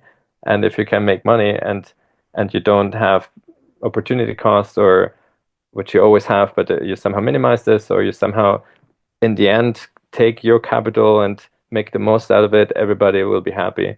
But that's exactly the thing. Like that's exactly basically what drives Bitcoin into that dirt. Because if everybody thinks like this, then it's no wonder. Then it's not going to get any better. It basically means that from a personal level up to an organizational level to a governmental level, if we all have the same attitude, it's just like that. So I'm not necessarily very surprised, and I still don't think that the technology or the network or the people like that actually have this attitude that Camel described is somehow associated to dirtiness. But I do believe that I understand what you mean, that somehow overall this is not going into the right direction, and I don't like it either, but that's just somehow how it is. Yeah, so take that religious aspect of it and the chasing of US dollars or pound notes or currency and apply that to the financials with regards to Bitcoin. So Bitcoin is a tool. It's not necessarily good or bad. It's a tool that can be used to help us escape from the Federal Reserve System, but if people don't utilize the tool, it's not going to do anything. So perhaps the dirtiness and the tainting comes from our skewed view of chasing dollars, worshiping this false god. Not to say Bitcoin is God, but mentally speaking, we're chasing after that, and that's where the dirt comes from. We're kind of tainting Bitcoin with our desire to make more fiat currency, and that makes the tool less effective at what it could do. And I think many are blinded to that fact. And maybe there'll be an awakening at some point, but it doesn't appear to be this cycle based upon the meme coins and the P&Ls that we're seeing on posted on Twitter and all the trading that's going on with YouTube videos, people posting their live streams, trading live, and offering up exchanges that are paying them to get people into trading more and more. It's all a money grab, and that dirtiness is getting pushed onto Bitcoin at the moment. It's curious that we've got this situation where it's hard to ignore Bitcoin at this point. Like, it's the best performing asset in human history. So you got to own it. Otherwise, you're behind, right? But then again, it feeds back into that whole, are you here because you're a Bitcoiner, or are you here because you can't ignore the performance of Bitcoin? And it's like two different things. And I don't think there's a right or a wrong way to approach it. I think the only wrong way to approach it is to have zero allocation. Like, the only wrong allocation is to have none. But it's just very weird because, like I said, you can't ignore it, right? You can't ignore it. It's the best performing asset class of all time. You have to have some of it. And the weird thing about it is the more you have, then the better you do. But let me ask you guys this, because there seems to be a weird, to me, a spiritual component to this whole thing. Like, the more traders I meet, the more Bitcoiners I meet, the more I can only recognize a pattern in that most of those people are highly spiritual people. They're people that fear God in general, and it's not a hard and fast rule. Like, I also know some people that are not that way inclined at all and that are still in this space. But let me ask you guys, do you also notice the correlation between Bitcoin and spirituality, Bitcoin and God? By no means am I suggesting Bitcoin is God or anything like that, but it's certainly a pattern that I observe routinely, that people in this space also seem to be spiritual people. So I'd be interested to know what you guys think of that. Yeah, that's kind of what I was alluding to with the Satan being the dollar, the evil system, if you will, and getting pushed onto Bitcoin. Not that Bitcoin's God, but in the psychologically speaking, you would see that as the shining light or the angel that could, potentially extend a hand to get you out of turmoil. It's potentially a saving grace if we allow it to be, just the same way as God can be that for you if you allow it to be. If you don't allow God, then what an existence you have, in my opinion. But yeah, if you allow it to be, it could be many things, and it could be very powerful.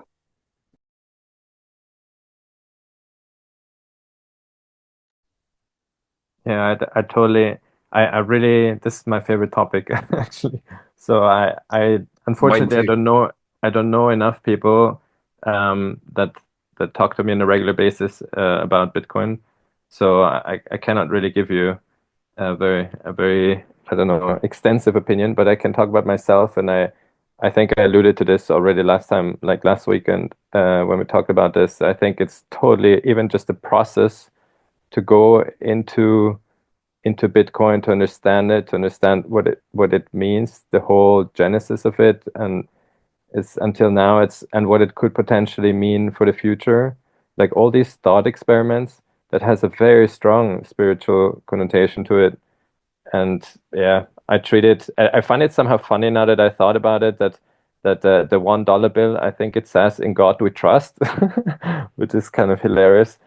Um, because False advertising. That's false advertising. yeah, that's but then yeah, to me, I guess, everybody can use their own word, obviously, when it comes to spirituality. Some people say God, some people have other words, but for me, for example, it comes very much from inside. Like I I totally see that the process, the spiritual process of internalizing Bitcoin for me was absolutely comparable to what I consider a step towards peace that comes usually from inside. And I think that is what is the most related to what other people refer to as God.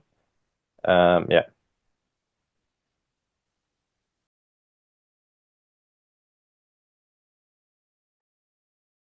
Gio, have you got anything to add to that?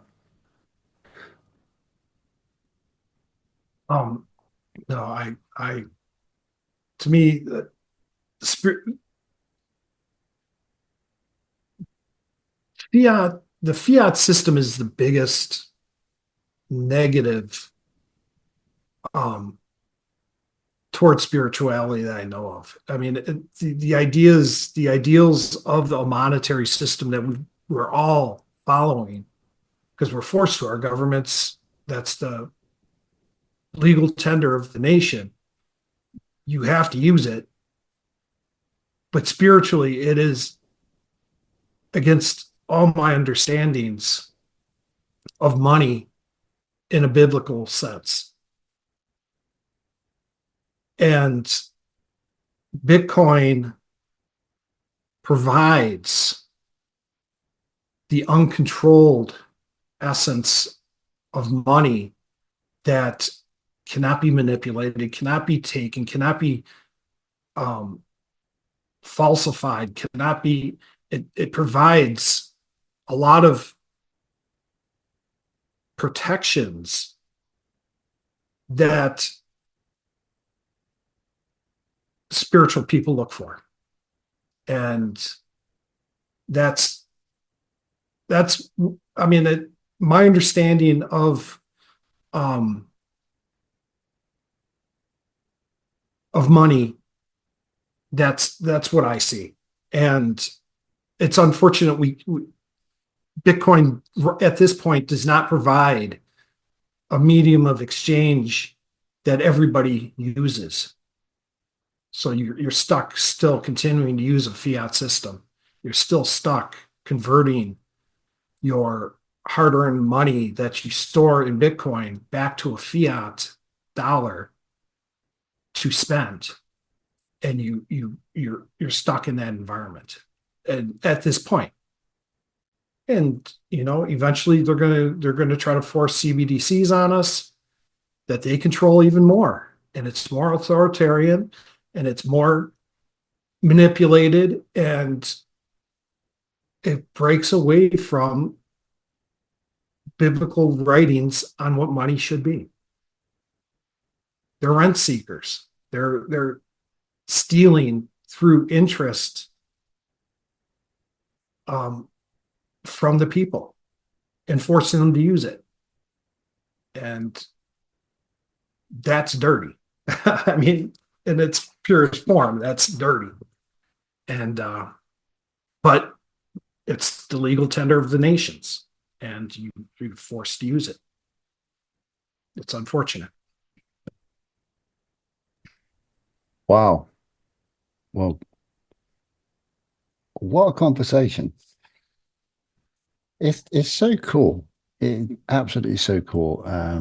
I've got to start to think about wrapping things up now. That's nearly 3 hours again. It just goes so quick. It's ridiculous, absolutely ridiculous. And I could talk about this subject forever and ever and ever. For my money's worth, I think that it, right from the Genesis, I think the Genesis block, what they call it, correct me if I'm wrong, but I think imprinted on that was all around the financial crisis, and maybe that at its time was to be a wake up call, an awakening for us to actually start to understand a little bit more about ourselves and what we're becoming, and increasingly becoming, and increasingly a slave to just giving out our time and energy to basically rent seekers. Brilliantly, the way Gio put that. And that's what we've become. And I believe that Bitcoin gives us that opportunity if we would like to find the time to even give ourselves that opportunity to just think about what we're doing. And I think that it will just complement everything else that maybe we should be thinking about what we're doing. And if we realize it this cycle, I doubt if we will. If we realize it in the next cycle, maybe, I don't know. But I'd kind of really, to me, it's a hope thing. And I think it just asks lots of questions about ourselves individually, of where we are as a community, as humanity, and where we've come. And it's asking that question very quickly now.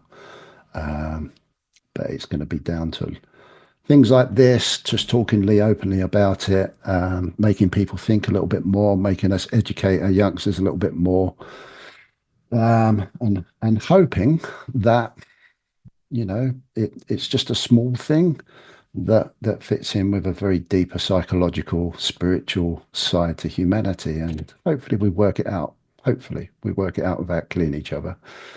But guys, thank you so much. This is becoming my little highlight every week. I'm meeting some more people, and it's bringing up lovely conversation, which is really fantastic. I can't thank you enough. Thank you so much.